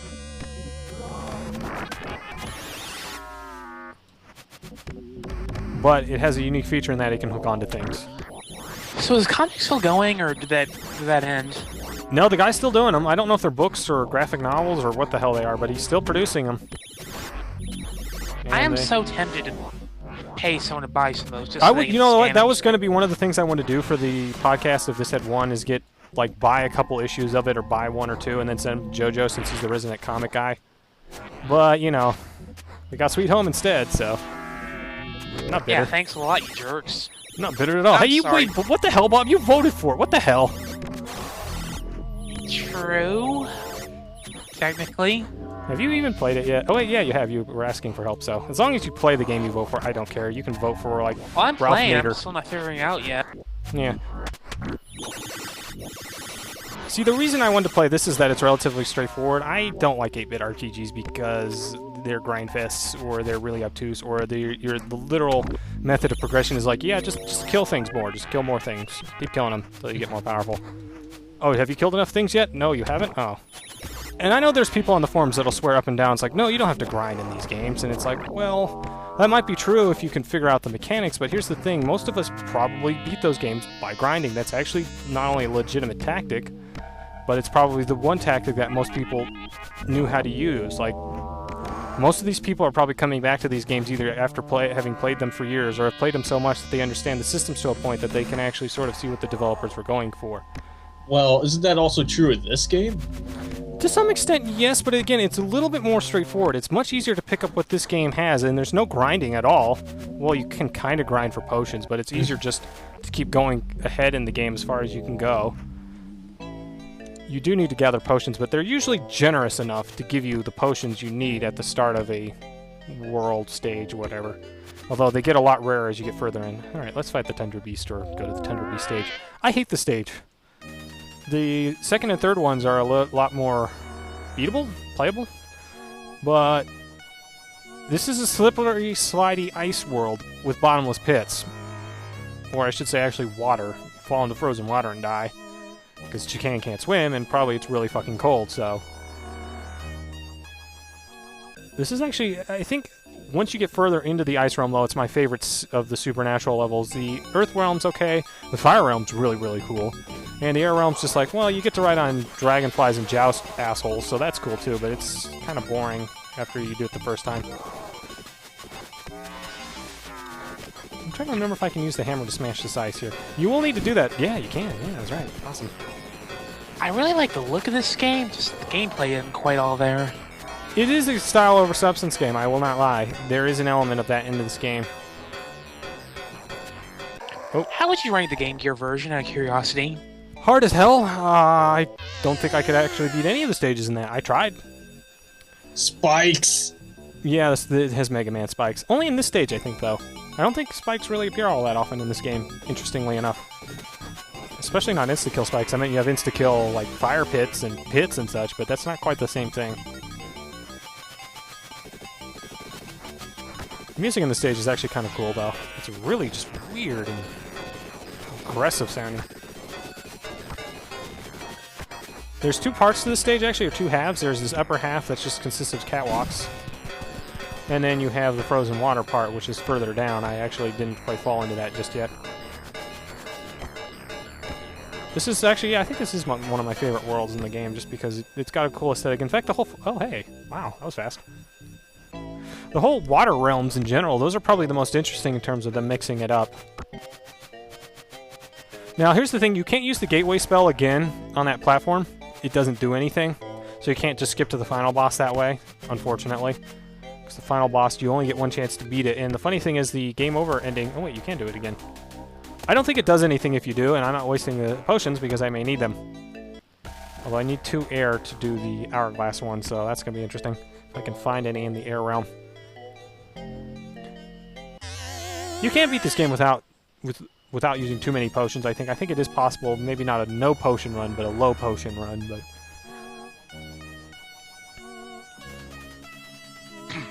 I wonder you- how... Oh, sorry, go ahead. Is there a long play of this? There is a long play, yes, and there's also a speed run. I think he beats it in 20 minutes by abusing a bunch of really bizarre jumping glitches. There's apparently a single frame where you can hit jump again and keep jumping forever. Or at least jump like 3 or 4 times, or do fly through the stages. I don't have the necessary skills to pull it off, and plus I'm playing this on an emulator, so that means there's naturally going to be an element of input delay. That's a very good reason why a lot of speedrunners... Oh, shoot. Oh, no, that's right. A lot of speedrunners will play this on an actual console on a CRT. So there's no input delay, or they'll tune the LCD. I think nowadays you can get LCDs without that much input delay. Because again, you have to have the... Actually, I don't know. Like, it's really weird how the jumping glitch in this works. I don't know how he does it. It may be something that you can only do by tool assistance. But I assume a lot of the other strategies they use by spinning around and such will work. Okay, so yeah, here's the gimmick of the elemental air realm, or the supernatural. Is yeah, you ride on these guys. Oh, damn it! And you can actually either slash at guys with your weapon while you're on them, or you can use your tail. The tail on this thing to like poke guys. Either works.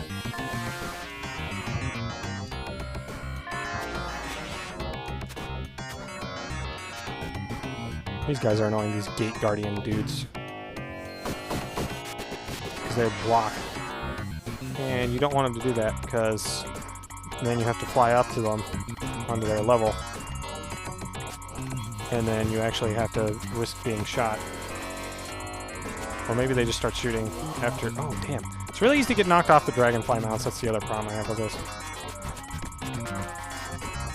So yeah, this stage is just recycled, basically, except there's no bottomless pits, and you get to ride on really bitchin', like, dragonfly things.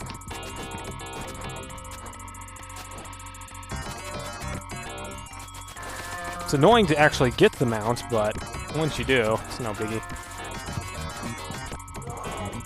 You just have to wait for it to slowly, very, very slowly fall. So you can actually get on the same level, and then you fall off again.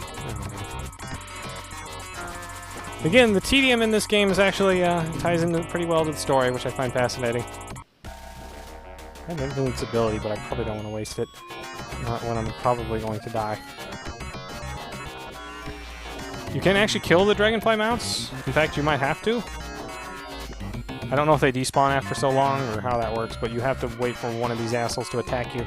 I don't know why they actually set up this stage like this, where you specifically have to get on the dragonfly. Maybe because you wouldn't otherwise?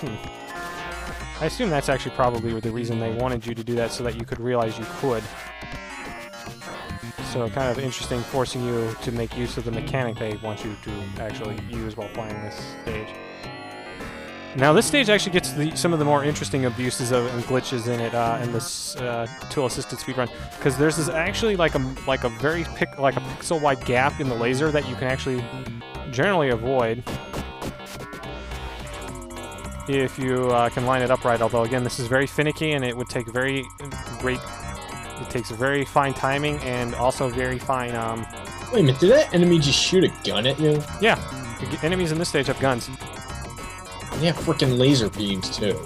Yeah, it's kind of weird. There's some technology. This is the most technological stage I think in the game, which is kind of weird. But this whole game's just kind of 90s as hell, I guess. Yeah, the Dreamcast one was supposed to be even weirder, from what I could tell. Like way weirder than this. Like it's going to be like some sort of weird dark sci-fi thing. This is just a product of metal and 90s in general. Yeah, it is. So yeah, that stage is kind of annoying. I will come back to it. There's another extremely annoying stage, and that's the fire stage in here. It looks cool as hell, though. It's actually a pretty cool stage, both to look at and sometimes to play through. Sometimes. I wish you could skip to the final boss by using the gateway spell, but again, I don't think it does anything. It might, but I would be very shocked if it did. And then we have the Fire Beast. Like, they ran out of interesting names to call these things. Because you have, like, Elkenrod, Mantis, the Spider Queen, Dragonfly King, and then it's like, hey, this thing's just some sort of fire-breathing monstrosity that lives on, like, a planet that's gone nova, or, you know, a planet orbiting a star that has gone nova. Yep, so you just gotta go kill it, because it's evil. I love the ending, though. Like, the pre-ending before you fight the final boss is such a troll. This game does seem like it likes to troll you. Yeah, that's kind of the thing. Like I said, like, it plays into the storyline. It plays into... You're basically Death's, like, custodian, essentially. You're cleaning up crap for him. You are literally just a janitor, like a supernatural janitor. And it's just such a, it's weirdly clever in a dumb sort of way. It's like you have this extremely frustrating game and you're playing it. It's like, why the hell am I playing this game? And then you like realize it's like, wait a minute, that's actually the story to the game itself. It's frustrating specifically because of its design. And it's actually clever in a really stupid sort of way. Yeah. Not a good way, but an interesting way. This stage I actually got really good at after a while by practicing. I actually watched a video of someone clearing it out because I kept dying. So I paused the game and then I went to YouTube. And I looked up how you were supposed to beat this stage. And most of it's just knowing where the little fire things spawn and not falling into the lava like I just did a couple seconds ago. So I'll try to beat this and then the other thing, and then I don't know if I have time to show off any other games, sadly. I want this to be very spooktacular, but I suppose I can do a quick run through of a couple of games. I probably gotta head out soon myself. It's almost midnight. I gotta work till 6 or 7. I'll stay on until you're done. Yeah, I'll hang on. Oh, you'll stay on until I'm done? Okay. Because I might keep going. I might do something else. Just do a couple of games like on the NES or something. Oh, God. I should know that when Chakan dies, he makes a very, very interesting screaming sound. It sounds like a coyote that's been voice modulated and then run over by a car like 50 times. Or like some sort of animal, like, I don't know, it just sounds like a dying animal. It's really weird and creepy. The scream in the Game Gear version is also pretty nasty sounding. Sounds like he's choking to death on his own blood. I actually looked up a video of the Game Gear version. I'm surprised at how good that looks. Like, yeah, it's shockingly good looking on that. The Game Gear was a really underrated little system. Too bad that all that power came at the price of battery life, apparently. Yeah, I would love to see someone actually take modern battery tech and modern game design and actually make a proper Game Gear. And even, have it play Game Gear games and Master System games. That would be awesome. Yeah. I would pay good money for a console like that. Because that's one of the few systems that hasn't had a clone system yet, if at all, is the TurboGrafx or the Game Gear. You think Ben Heck might have made one already? Maybe. It's hard to say, really. I mean, making portables and consoles was what put him on the map to begin with. I forget, though, how good is the battery life on his systems that he's made? Now that I think about it, I don't think the battery life was too impressive, but mostly because, he was obviously using original console hardware, which probably isn't made for power efficiency to begin with. Something to note about the Supernatural realm, and I don't know if this is actually the case or not, but I think time flows a little bit faster, so you have less time to clear this out.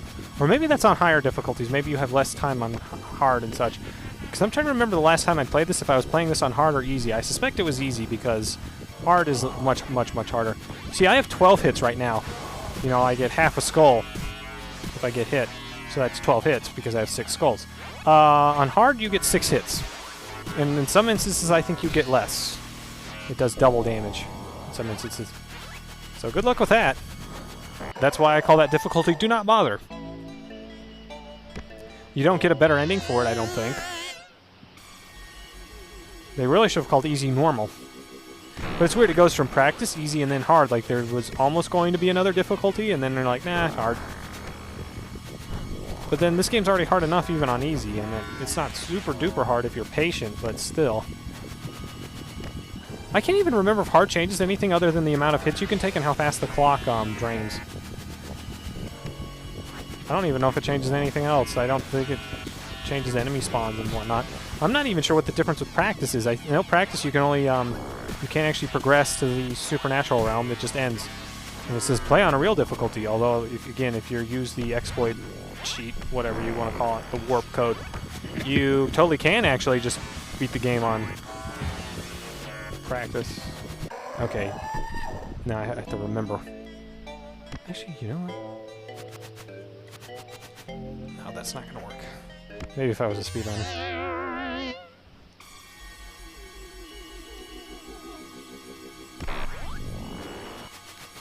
So yeah, this is actually probably the hardest set of stages in the game. Not even because the enemies are that bad. I mean, you see these fire things? Those are literally the only enemies in this stage, if I recall correctly. There might be other ones. There might be some other weird things I haven't seen yet, but that's pretty much it. No, the difficulty comes purely from the fact that you're swimming in a sea of, like, molten lava. The whole planet is literally this. Also, for some reason, it's made out of skulls and rock and other things. Kind of weird, but whatever.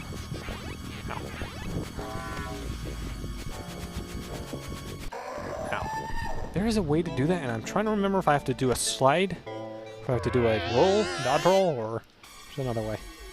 I would like to see this game remade. I would love to see a spiritual successor to this. Particularly, and, you know, keep the difficulty intact, like, or relatively intact. Maybe make it more Dark Souls, you can parry and all that other crap. But just kind of keep the same mentality going that you are Death's janitor, you clean up all his messes, essentially, forever. Yeah, it's really too bad that Echo-like Kickstarter didn't really work out. There was an Echo Kickstarter? Well, it wasn't Echo, but it was kind of the spiritual sequel. Man, I wish I had known about that. It didn't do so hot, sadly. Yeah, I think people have memories of that game, and they're like, yeah, I liked it. They think about it, then they go back and play it, and then they get to Welcome to the Machine or whatever, and they're like, no, I'm not doing this anymore. There's a trick with this, and I'm trying to remember what it is. In fact, maybe you need a jumping potion to even beat this stage, although that doesn't make sense. All the stages I think could be beaten without potions. They're just like 1,000 times harder. So I don't know what the trick is. I'm trying to remember. Is there anything over here like a potion? Okay, apparently he started a second Kickstarter, and this one's called Little Blue. Oh, okay. First one's Big Blue. So yeah. So let me guess, he's asking for less money for a less ambitious game. I guess that's how it works. Makes more sense. Little Blue. And who's asking for this? Is this Ed Annunziata? Because I know he worked on Echo Defender of the Future. Yeah. Yeah, because he produced most of the Sega of America's more interesting and well-known games. Like, odds are good if you have heard of that game or you've played it in some capacity, he was involved. I don't know much about the man other than the games he's worked on, though. I don't know what he's done since then. I know he worked on the N-Gage. He was actually one of its supporters. I think he published or worked on the more successful games for the system. You know, it's funny. The N-Gage was kind of ahead of its time. I think the big problem was that it was less of a phone and more of a game system. Because nowadays, you know, it's kind of flip-flopped. Like, you know, people are making fun of it. You know, oh yeah, who wants to play a cell phone that looks like a taco? Well, now you have these tablets and shit and other things that are totally like murdering the portable games market. And it's almost kind of like fitting in a way. Of course, the N-Gage was a piece of crap too. That also didn't help. Not really. But still, it's interesting how it's flip-flopped now. Like, that idea was just too ahead of its time. Because I know other people who just use their iPods for cheap games and such. iPhones, you know, whatever. They're like mini computers you can put in your pocket, so... I'm trying to remember. There is a way to get past this. Maybe I just have to wait for a falling... Yeah, that was the problem. I wasn't patient enough. That's another thing this game's all about, patience, because you're going to be at this for a very, very long time. It's all about timing and patience. Yeah, definitely the timing part, because I almost fell into the lava again. These birds just keep respawning. Are these... I don't even know what they look like. They're sprites or just really weird, abstract-looking, glowing blobs.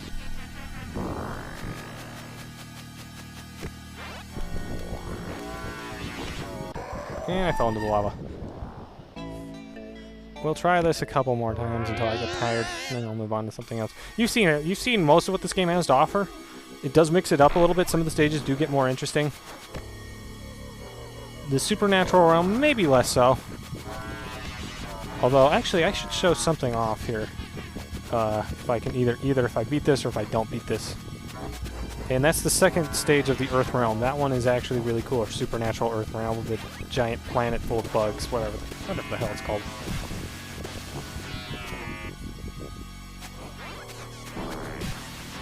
I love how they die if you run into your sword. Like, that's actually kind of... If you run headfirst into a sword, you're probably gonna die. Yeah. Maybe just a little bit. Maybe a lot. You'll die inside a little. Yeah, it's more like you'll die a lot, but...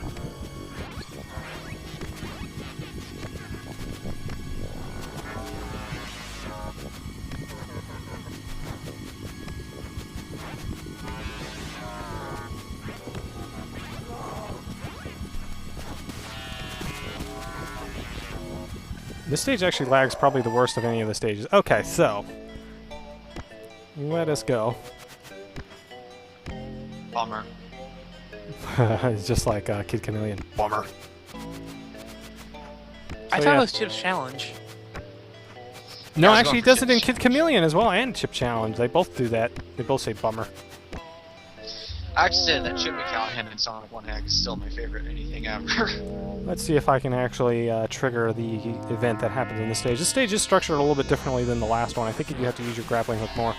There's also the slime. I don't know what the slime does, actually. I don't think it does anything, interestingly. It's a hazard that just seems to exist for no reason. Oh, shit. Yeah, there it goes. There's an even bigger one, I think, in the final stage of the Earth Realm. That kind of freaked me out the first time it happened because I had no idea what was going to happen, and then this big thing trundles on the screen, and I'm like, yeah, that's not cool. It's the exact opposite of cool. It doesn't hurt you, though. It just grabs you and takes you further back into the stage, which is kind of interesting. I don't know how you get behind it. I think there's a glitch, though, if you're not careful and you get behind it. There's like, it's not actually, it doesn't have all of its graphics. So it's like it's just the head of the thing and the arm. Oh, shit. Sometimes the only way to get higher with the hook is to actually do stuff like that, but then I keep running into that stupid flower. Welcome to hell, thy name is Chicken. Chicken Chaser.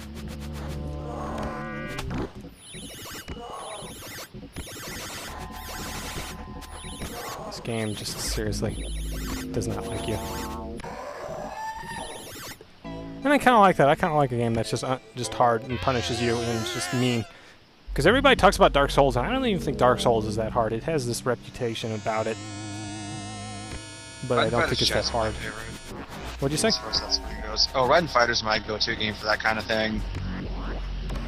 Where it just goes apeshit on you. I honestly hate games that actually get harder the better you are at them. Because it's like, come on guys, cut me some slack. Just seriously, cut me some freaking slack. I think the trick with this stage is to not fall into a bottomless pit. I didn't know that stage had bottomless pits. Huh, it's the first for everything, I guess. The key is to go the right path, because otherwise that giant worm will grab you and take you all the way back to the start. I think there's an exploit that the speedrun of this game uses on that thing. No potion there. It seems like in some instances there's supposed to be potions in the stage, like, but there aren't. So it makes me wonder if you were supposed to explore more and then they just didn't. They just didn't do anything with that.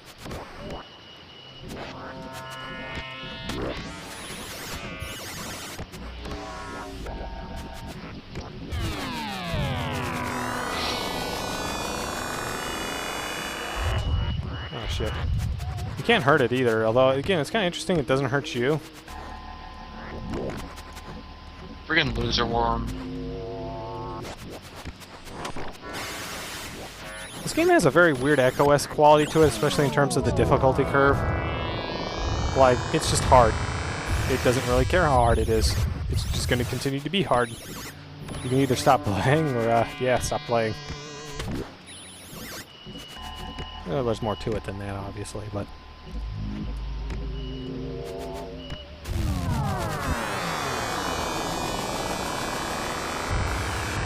I don't know if any more potions appear on the stages, actually. I suspect they do not.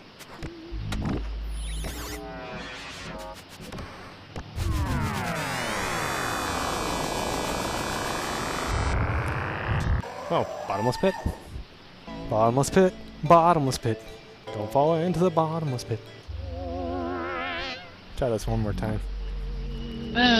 Who does that giant worm think he is? Made a giant worm.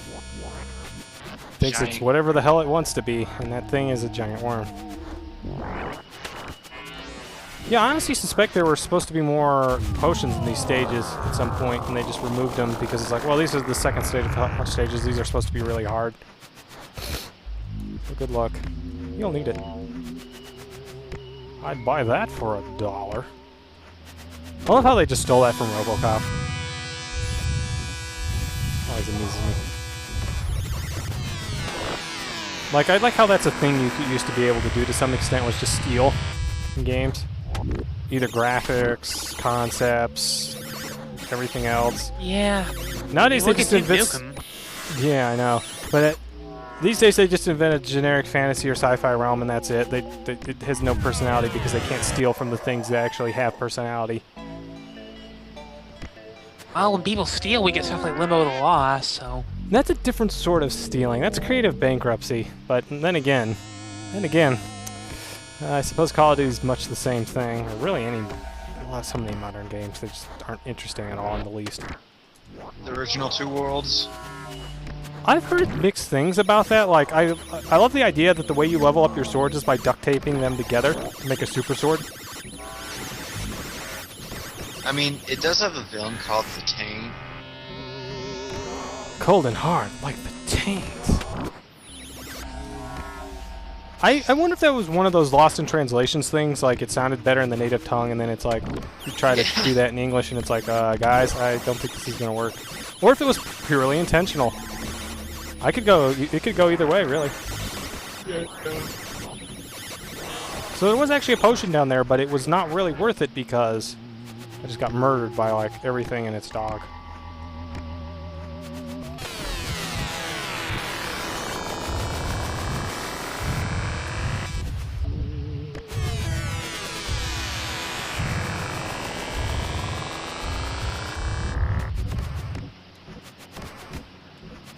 You know, I always wondered, you know, speaking of games that seem creatively bankrupt or rip-offs, I was always curious how that one Namco third-person cover shooter, Chaos Theory, or what was it, Quantum Theory was. I always wondered if that game was any good, bad, other. I think it was Namco. Wait, did it come out? Yeah, it came out ages ago. I'm pretty sure it did, or if it didn't, it was going to. Maybe it only came out in Japan. I don't know. I thought it did, and it got like really bad reviews because it's just a Gears of War ripoff. Oh. Oh shit. No. And it dumps me Wow, I didn't actually get that far into the stage, looking at how far it dragged me. I'm not even sure where you're supposed to go. Because there's bottomless pits. I can't get past those, obviously, because they're bottomless. How does it even work anyway? It's more like they're not bottomless, they just have a kill trigger at a really weird point.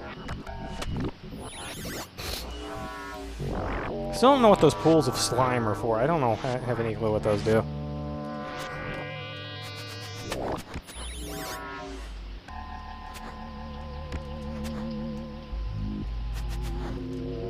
So I have to ask the obvious question here, since we're talking about more modern games and stuff. How long is it going to be before Call of Duty rips off Titanfall? So I can totally see them doing that for like Call of Duty Mech Warrior or something, some bullcrap like that. They do. Wait, no, Microsoft owns the Mech Warrior license now, I think. Why won't you die? Why can't I kill you? Why can't I get past you? Etc. etc. Oh, here we go. Let's see if I can get past this part. The damn freaking flower I keep running into. It keeps killing me. There. Oh, nope. It just killed me. Okay, I think that's enough for this. I actually do recommend playing this game, and I know it looks hard and terrible, and you probably don't like the 90s-ness of it and the attitude and all that, but seriously, it's actually not that bad a game. Plus, you can aim your sword in all 8 directions. That's like the best part for me. What? The 90s-ness, yeah. Also, you can totally point things out with your sword. So you're going to be like, yeah, I had to go here. I came from there. Then I need to go down there. And I can totally just flip my sword around and do a weird, stupid dance. Still, I really like this game. I kind of wish it had come up on the vote, because I have a lot to say about this game. I could have easily helped people play it. I mean, they probably wouldn't have been able to beat it. I mean, this game is very hard to beat. It's hard to play sometimes, too. But still. We did get a pretty interesting game this month, though. I'm really curious to see the Sweet Home film. I haven't actually played the game yet, I will be honest. Sometimes it takes me a while to get around to the games we play for GC9X, and then I don't play them that long. for whatever reason. That happens with a lot of our other hosts as well, I think. So I'll give that a try at some point. And then, you know, that'll be the podcast and everything, so that'll be interesting. But before I go, there are a couple other games I could show off. I was going to show off Boogerman, because that's sort of in the spooktacular or really gross sort of thing, but instead, since my options are slightly more limited, I'll show off a game that is spooktacular for a completely different reason. I.e. it's terrible. I really want to see this before I head out. Oh boy. It is a licensed game. It is actually... It's unfortunate that it was based on a show that I really, really liked. It was probably my favorite show on Nickelodeon for quite a while. Oh, I know it. Oh, God. Yep, Our Real Monsters. Well, at least It's got that it's got that fast zombie scream at the end. At least it's better than the Rocco's Modern Life game, I guess. Barely. Did anyone ever actually play that? I tried to play it. It's almost impossible to play. Let's see. I think you have a limited amount of scares you can use. I don't know if that's your attack or... If it is, I will reset the game. Really like this show, though. This is actually one of the few classic Chupo shows where I felt like the really ugly aesthetic worked. So, yeah, it's a collectathon for whatever reason. The Gromble's like, yeah, I want you to collect a shoe for some reason, even though that's totally not in line with my character or the show at all. I always liked how he wore high heels. They actually explained that in one of the episodes. Seems like they really like that animation of him sitting there tapping his feet, standing next to the projector thing. I forget how you're supposed to switch monsters. Because you can't actually switch between them. You can also scare them. That was actually a big... Okay, so the whole story behind this, if you've never seen this, I assume, you know, there's a very good reason you probably haven't seen this. If you haven't. Is that... Okay, so the idea is, like, this is essentially Monsters Incorporated before Monsters Incorporated was a thing. The basic conceit was that you had this school of, like student monsters that had to figure out how to scare humans. And that was essentially the whole gimmick behind it. They basically had to scare people in any way they could. So, you know, you'd have, like, this weird projector they'd be hooked up to. It was like something out of Brazil or something. It was really weird, David Lynch-esque. And they would actually show off, you know, what they had done during the day, like who they had scared, how they had scared them. And it was just a really interesting, weird little show. I really liked it. I don't know how popular it was, but it was at least popular enough to warrant a pretty terrible video game. Oh, whoops, I shouldn't be doing that. I forget how you switch characters, though. There is a way to do that. It doesn't seem to be... Anyway, I think I'm gonna head out for the night. Yeah, I don't blame you. Shower. Alright, later. All that. See you. Take care. See you on the next 7. How do you, the hell do you switch between the characters? I used to know how to do that. If it ain't jump. Because I know some of the characters had just slightly different abilities they could pull off. Like one, I think, jumped higher. Maybe it's designated zones. I don't know. Let's see. It's not A. So A's attack. It's not jump. It's not X or Y. This game also, I think there was a version for it on the SNES, but I forget if it was just the same game. I think it was just the same game. Okay, seriously, how do I make use of my other partners?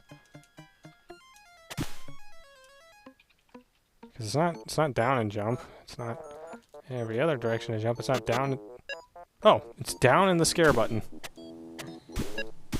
But yeah, I think... Wait, they don't actually seem to behave differently. Actually, wait, if I recall, they have different abilities in different parts of the game. I'm trying to remember all of their names. They had It's really been weird... forever since I watched the show. Yeah, so they I had couldn't really tell weird you. monster names. Like, you have this guy who looks kind of like a scrotum with a mouth and eyeballs. What was his name? I Promise? can't unsee it now that you described that. I think that was purely intentional, but I think his name's Crumb. And then you have the weird-looking rabbit thing that was Ickis, I think was his name. And then you have what looks like a candy cane, a mutant candy cane. I think her name was Oblina. It's been a long time since I've watched the show. I just remember really liking it as a kid because the concept was so cool. It's like, monsters actually are people too? And they have to do people things? Like, whoa. And they actually aren't always perfect and stuff. I don't know, it's just cool, like the idea of these monster characters being humanized in a way. Plus the show is just cool as hell. Well, it had a cool look to it. There's a way to get up here?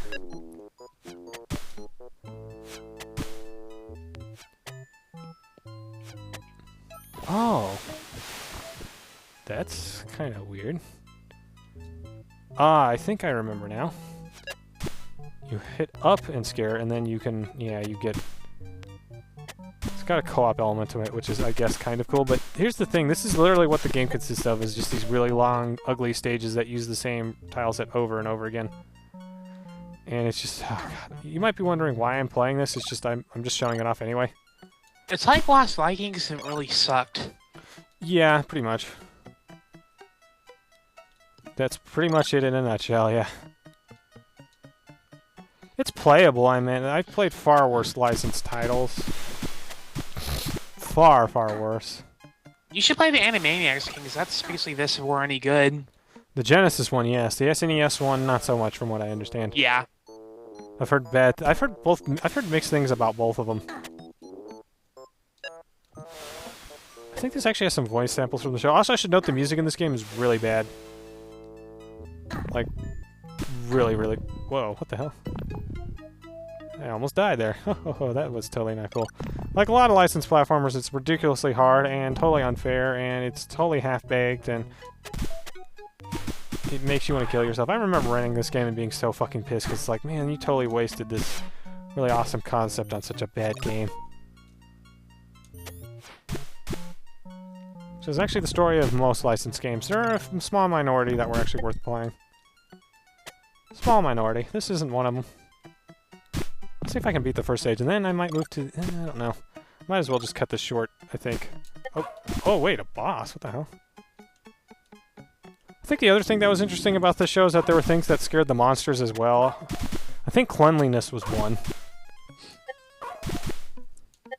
Of course I'd have a joke like that. Well, they live in a garbage dump, so... Ah, good point. It was just interesting, like the whole idea that there's this invisible sort of world that existed, and is populated by these beings that are, you know, they're weird and goofy looking. Did I find the shoe? Do I have to do the stage over again? What's it trying to tell me here, I wonder? Did No, it's actually a different stage, but... You know what? I actually am going to show off Boogerman just so this doesn't end on a completely bad note. That game is better than it has any right to be given, you know, the subject matter. Although I will note something once I start it up. The Genesis version of this game actually seems to be the better version. The SNES version doesn't actually seem to be that much better in terms of graphics or anything else. Actually, I think it has transparency effects. That's literally the only difference. The graphics and sprites are the same. This game's got good music. I'm trying to remember if it was Matt Furness or someone else that did the music, but it's actually surprisingly good given the subject matter. It's got a very funky sound to it. Was it Matt Furness or someone else? Yeah, I think it was Matt Furness. Oh, cool. It sounds like his style. You know what? I'm gonna hit up 2612 and see what they say.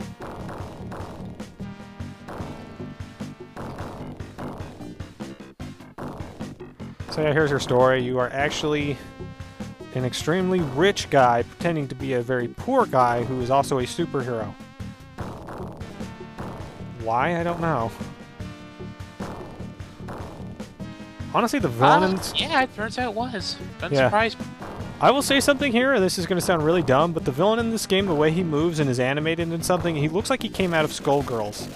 He could theoretically be a Skullgirls character, you know, if they thought that boogers were like the funniest thing in farts. Although He was in Clay Fighters, so there's President. like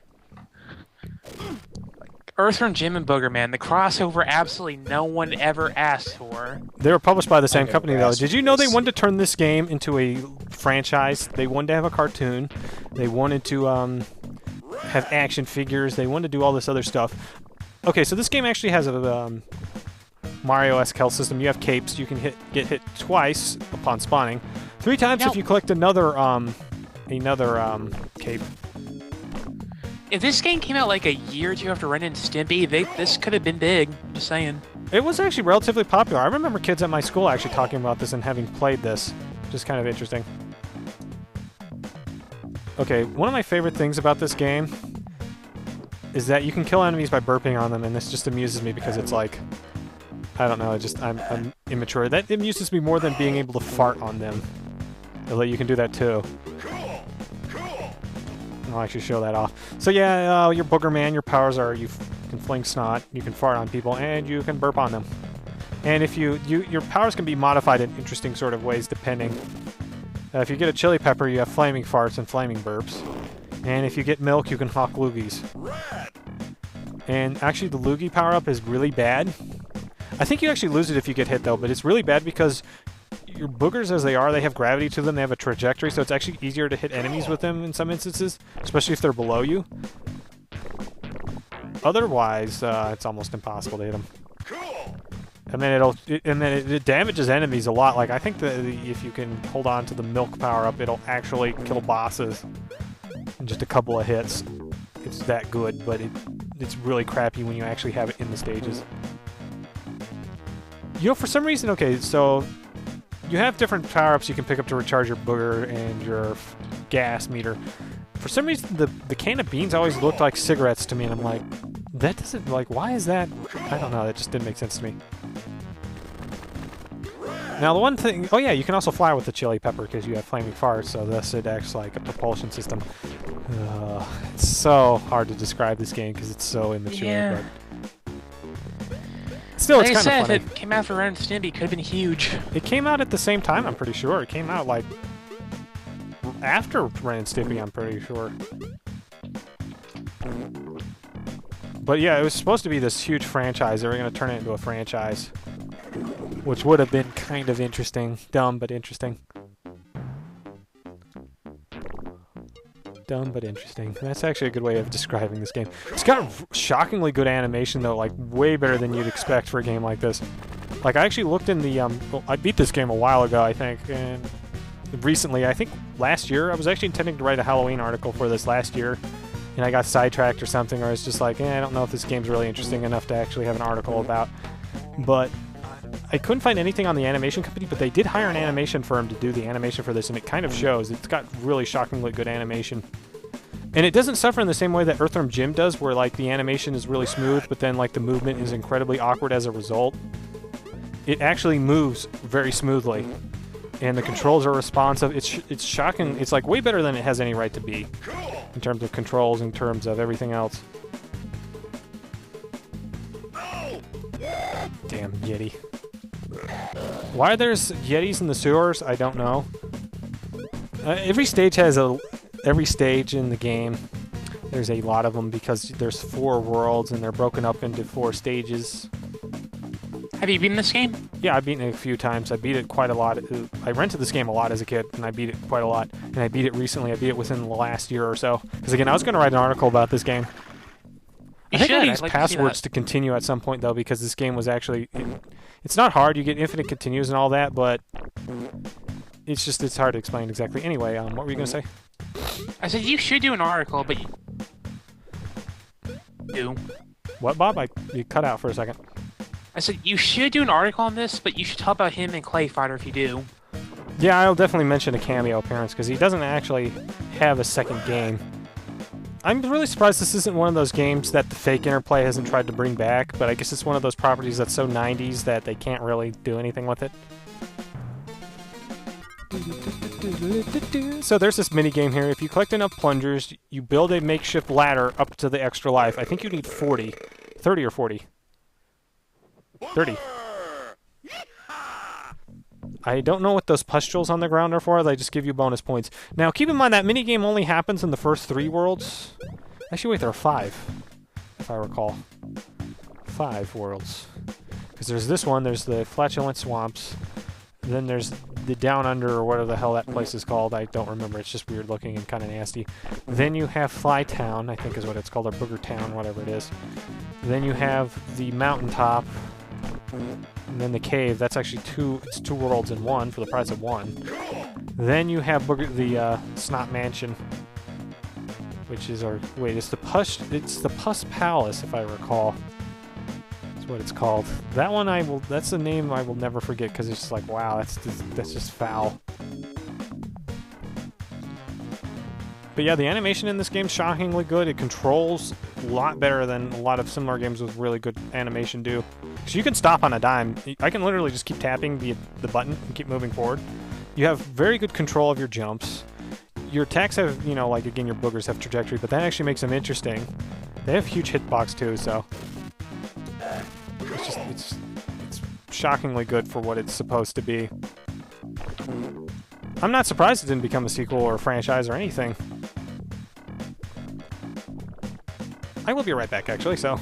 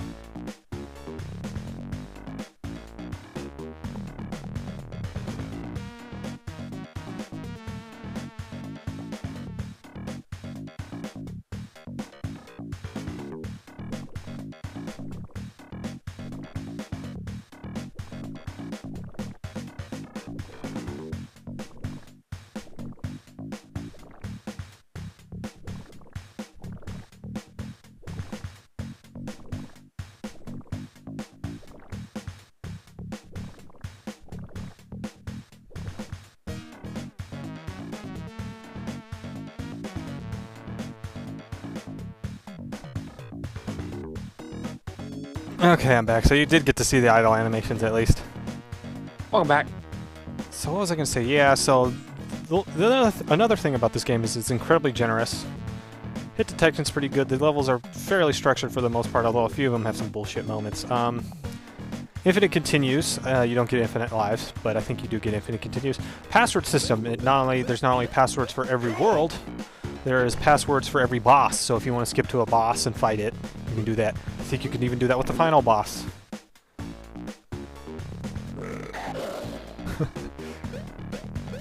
So again, it's just shockingly good for what it is. Like, the animation quality is good, but the sprites, they're like solid sprites too. Like, the sprite work's good. Like, I like Earthworm Jim. I love the hell out of that game, but it does suffer for its animation at times and suffers for other things. I would say this kind of lacks in variety, like Earthworm Jim has, though. Yeah, it does. Like, the stage design's not as good. Like, the stage design reminds me a lot of, like, those generic as hell Game Boy Advance, like, licensed games that all seem to use the same engine. Oh yeah, you don't have a time limit either. That's another thing that's really nice about this. So if you want to explore, you can. It's got really awesome Matt Furniss music in. He seems to be doing it in the style of the music he did for the Incredible Hulk game, where it's kind of this funky sort of... I don't know if 70s is the right word for it. It's just very funky, sort of cool-sounding soundtrack. It's got a lot of character to it. It's kind of superhero, too. It's kind of cheesy and superhero-y. I'm curious how the SNES soundtrack for this game compares. I don't think it's as good because of the instrument quality. This definitely seems like the lead platform for whatever reason. Which is really weird, because usually it was the SNES, depending on the game. Actually, maybe the Genesis was always the lead platform, because... Actually, I don't know. They were really weird systems in a lot of ways. It's not kind of like where it is now, where it's like either PlayStation 3 or the 360 were the lead system. And instead, it's like they kind of had to work around both limits, so both of the games, you know, like the Genesis version might compromise graphics for performance. And then the SNES version looks nicer, but it runs like crap. Or it sounds not as good because of, you know, certain sound quality things with the SNES sound processor. I'm not a huge fan of it. I know heresy, because it seems like everybody in the classic gaming community loves the crap out of the SNES sound chip. I just don't. never have. They're both good at their own separate like things. if you're doing orchestral stuff, hands down, you're gonna be using the SNES sound chip. But that's kind of the problem, is that you have all these games that sound kind of the same. They have these gorgeous, great soundtracks, but I can't tell them apart. Like you could. So you're saying it's the same problem that modern game soundtracks have? Yeah, to some extent, it's almost the exact same problem, except the compositions in the older SNES RPGs are better. But like if you played a song from like Chrono Trigger and one of the Final Fantasy games, I might have difficulty telling them apart. I mean, I haven't played those games very much, for starters, but they again have that orchestral style to them that even the better composers, it had its limitations. Like they have a certain style, they have certain compositions they would borrow from other performers. I know whoever composed the Final Fantasy games really liked prog music. I think Yes being one of them. So there's a lot of prog style instrumentation and music in there. But even then, it's kind of hard to tell some of them apart. I don't know what happened to compositions though. Like it's not so much the orchestral stuff that's the problem. That's definitely not the problem because again, like even if I can't tell, say, Chrono Trigger or Final Fantasy VI apart from each other in terms of sound, I can certainly remember their tunes. They're very memorable. There's a very good reason they've been remixed endless numbers of times. I think Halo might be one of the last games that actually has a well-composed soundtrack, or at least the first game was. I haven't played the later games as much. Although I did like Halo 3 a lot. Didn't really play Halo 2 much because, well, no one seems to like Halo 2. Haven't played 4 yet. Reach, haven't played that. I did play a little bit of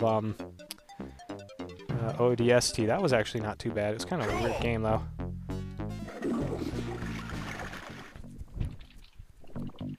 I think everything respawns in the stage after you go through the whole sewer thing. You just can't go through the sewer twice. But that's the real key to what is it? Getting enough plungers to get extra lives. Is it's kind of like the Sonic 2 bonus stage thing where so you'd go to the bonus stage, then you go back to the stage to get all the rings again, then go to another signpost so that you could do it again. Essentially, like if you're good enough, you can actually have Supersonic by the end of the second act of the first zone. Was it Emerald Hill? I forget. It's been a while since I played Sonic 2. I was never the biggest fan of that game, though. Oh, how come? It felt really off and wonky compared to the original game and even the third game, which came out after it did. It just, something felt very off about it, and I've never been able to describe why that is. I don't know if it's the palette, I don't know if it's the music, the stage design, the length of the game. It was pretty long. I mean, Sonic 3 and Knuckles is long too, but that's 2 games combined together, so it never felt right. I can't explain it. Let's try and see if I can beat this stage, and then I'll call it quits for the evening. Yeah, I really wanted to show off more spooktacular games. I can maybe do that again, another weekend, and like do a supplement to this if anybody actually cares enough. I'd watch. Yeah, I know. I'll probably just do that. I need to do that for L-Man as well. Maybe have it be a double follow-up or something. Because I need to go through L-Man again, figure out what the save and load commands are, get up to where I was before, and then finish the game. Because I know JoJo really wanted to see it, and I really want to see it because it's a really interesting little game. Stupid bats. Interesting thing to note about this game, all the enemies have names. They were described in the manual. Like, they all had names and such. They had, like, characteristics, and it's just really weird, the lengths they went through for this game. They clearly wanted this to be the next Teenage Mutant Ninja Turtles, or whatever was popular at the time. Whatever big franchise was the thing. There sure were a lot of huge franchise attempts back then, don't you think? Well, yeah, because it's like lightning in a bottle. If you can get it to strike, you're sitting on like a gold mine. Like, there's still Teenage Mutant Ninja Turtle stuff today. They just recently have done another reboot of the series. And it's on Nickelodeon of all channels. From what I've heard of the various comic series, they're actually quite a bit darker than the TV animated series. They always were. It was an underground comic, so yeah, it was going to be a lot darker. But yeah, I forgot you can actually jump on enemies to hurt them. So you have 4 means of attack, except the problem with jumping on enemies is that their hitboxes are weird. and more often than not, you'll hit them the wrong way and then take damage. But that is an option. There's also some enemies that if you try to jump on their head, they'll do something and it'll just, you'll die. And then you have the enemies that explode when you hit. Yeah, you can do it, but I wouldn't recommend it. It's just there as a safety net, a weird sort of safety net. I'm meaning to extract the sounds from this game and use them in like a Doom mod or something. Just to have Doom Guy burp randomly or something. I'd be surprised it doesn't exist somewhere. Oh, I'm sure it does. Again, shockingly good animation. I don't know who they hired. Like, I don't know if they still exist. It's just shocking, this level of animation. And it's a game that actually plays pretty damn well, too. That's the other weird thing. I mean, yeah, the stage design's kind of bad, but... I don't know, it's just weird. It's one of those weird games that's better than it should be, given the subject matter, given the design some of the design elements, like, again, the stage design. You know, you'd expect it to play more like Earthworm Jim, where the animation kind of, like... It's over-animated and time tends to get in the way to gameplay, you mean? Well, yeah, do you remember the whip in, Yeah, it takes so long to wind up. Yeah, and the HG101 article does make a point of this. It's a very gorgeous game. I love it. Like, I just love the sheer insanity of that. You rarely see that in a game where they just go crazy and say, let's just make this game be as weird as we can, or just be as extreme as we can. And I love it for that. I love it for the sheer audacity and ridiculousness of it all. So here's what happens if you don't have enough plungers. Oh, he doesn't even build anything. I think if you have at least 10, he'll build like the first rung, and then if you've got 20, he'll build the second, and then, you know, obviously once he gets to the third, he can get to the top. So yeah, this is my big problem with the game. They don't mix the stages up enough, at least this first stage. This is really boring, as you may have noticed. And there's 4 stages before you fight a boss, or 4 levels in a world stage, whatever. And that's really the biggest problem. They don't do enough to mix it up. Except for the 4th world. The 4th world's interesting because it consists of 2 tile sets. You have a mountain that you have to climb up, and those are always vertically oriented. And then you have a cave system, which can vary. And I kind of wish they had done that with this too. Like, they had done more with this swamp setting. It's more like a forest than a swamp, if you notice. They call it a swamp, but there's like no water. Wait, I think there actually is in a couple of spots. So there might even be a bottomless pit in this stage, but they just don't do enough. And I suspect part of the reason is the graphics budget. Because we're talking about a game here with animation, really good animation, so sometimes that can get in the way of things. How the hell did I get down here? Okay, there we go. Actually, wait, I think there's a bottomless pit down here. Assuming he'll look down. Come on. Look down. Oh, you have to double tap it. Yeah, so there's actually water, but this is the only time you can actually fall in. I'm pretty sure. I said I was gonna stop playing this game, but it's actually surprisingly good, so it's kind of hard to stop because it's actually kind of fun to play. And again, shockingly good for what it is. It's not really a classic or anything, but I'd at least give it a go. If you've actually made it this far into the stream. I've been going for almost 4 hours, I think. Yeah, it's getting kind of late. Yeah. I actually haven't eaten dinner yet, so I don't know what I'm going to do because it's pretty late. I might eat a light snack or something. And go to bed. Although technically I don't have to be up as early tomorrow. I probably should be up by at least 9. Otherwise, though, I actually have to work on a lot of stuff tomorrow, too. I actually use my weekends specifically as weekends. I don't always do homework on the weekends. Shock, shock. Even though I really should. Shock, shock. I kind of wish you could fart in the air, though. You can hawk loogies or throw boogers, but it would not hurt if you could, like, Goomba stomp enemies with your farts or something dumb like that. I mean, that's dumb, but this game's already dumb enough as is.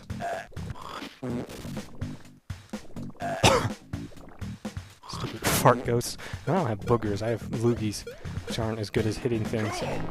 Probably the worst power-up ever. I mean, it's strong and it goes through multiple enemies, but why bother?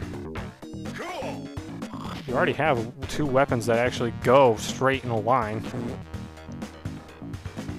So why do you need a 3rd one? Now, maybe if the booger upgrade made it shatter on impact or something, like you had shrapnel, excuse me, that would actually maybe be kind of funny in a stupid way. Then again, you know what? I'm going to be honest here. I'm kind of glad this game didn't get a sequel because there's so many things they could have taken this that would have been so wrong. I mean, I'll be honest. Who made this exactly? It was published by Interplay. I believe it was made in-house by Interplay, but I don't know who did the animation. They mentioned the studio name, and I assume they were situated in California. That's where most of the animation industry is in the States. I think there may be a few scatter ones elsewhere, but it's just shockingly good. It's like traditional animation, and it's actually in a game that's playable. But again, the background art and the stage design's not particularly interesting. So it's a trade-off. But been meaning to look into that, see who made this, like who worked on this.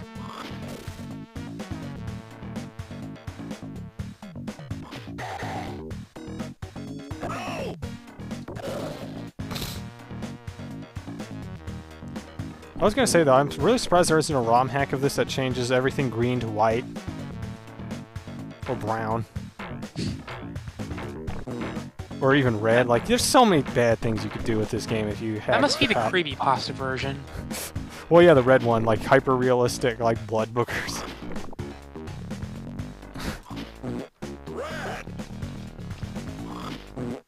I wonder if there's like some sort of like creepypasta generator that most people just go to and they plug in the values and it spits something out for them. I'm actually surprised if that doesn't exist. At this point, it probably does. Hyper-realistic blood. With blast processing. Okay. Now I can show off what happens if you don't have enough plungers. Falls on his ass like an idiot.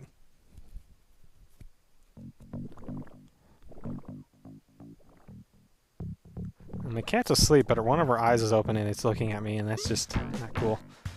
Okay, so that's a good place as any to end the stream, I would say.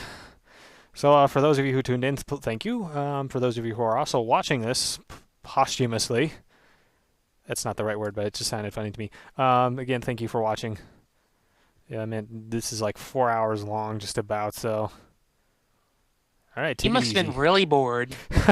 Well, you know, sometimes you need entertainment on a long train ride or car ride or whatever, or you just start bored, or you want to see someone else just trudge through a bunch of different games, whatever, I don't care. But thanks for watching, so yeah, until next time.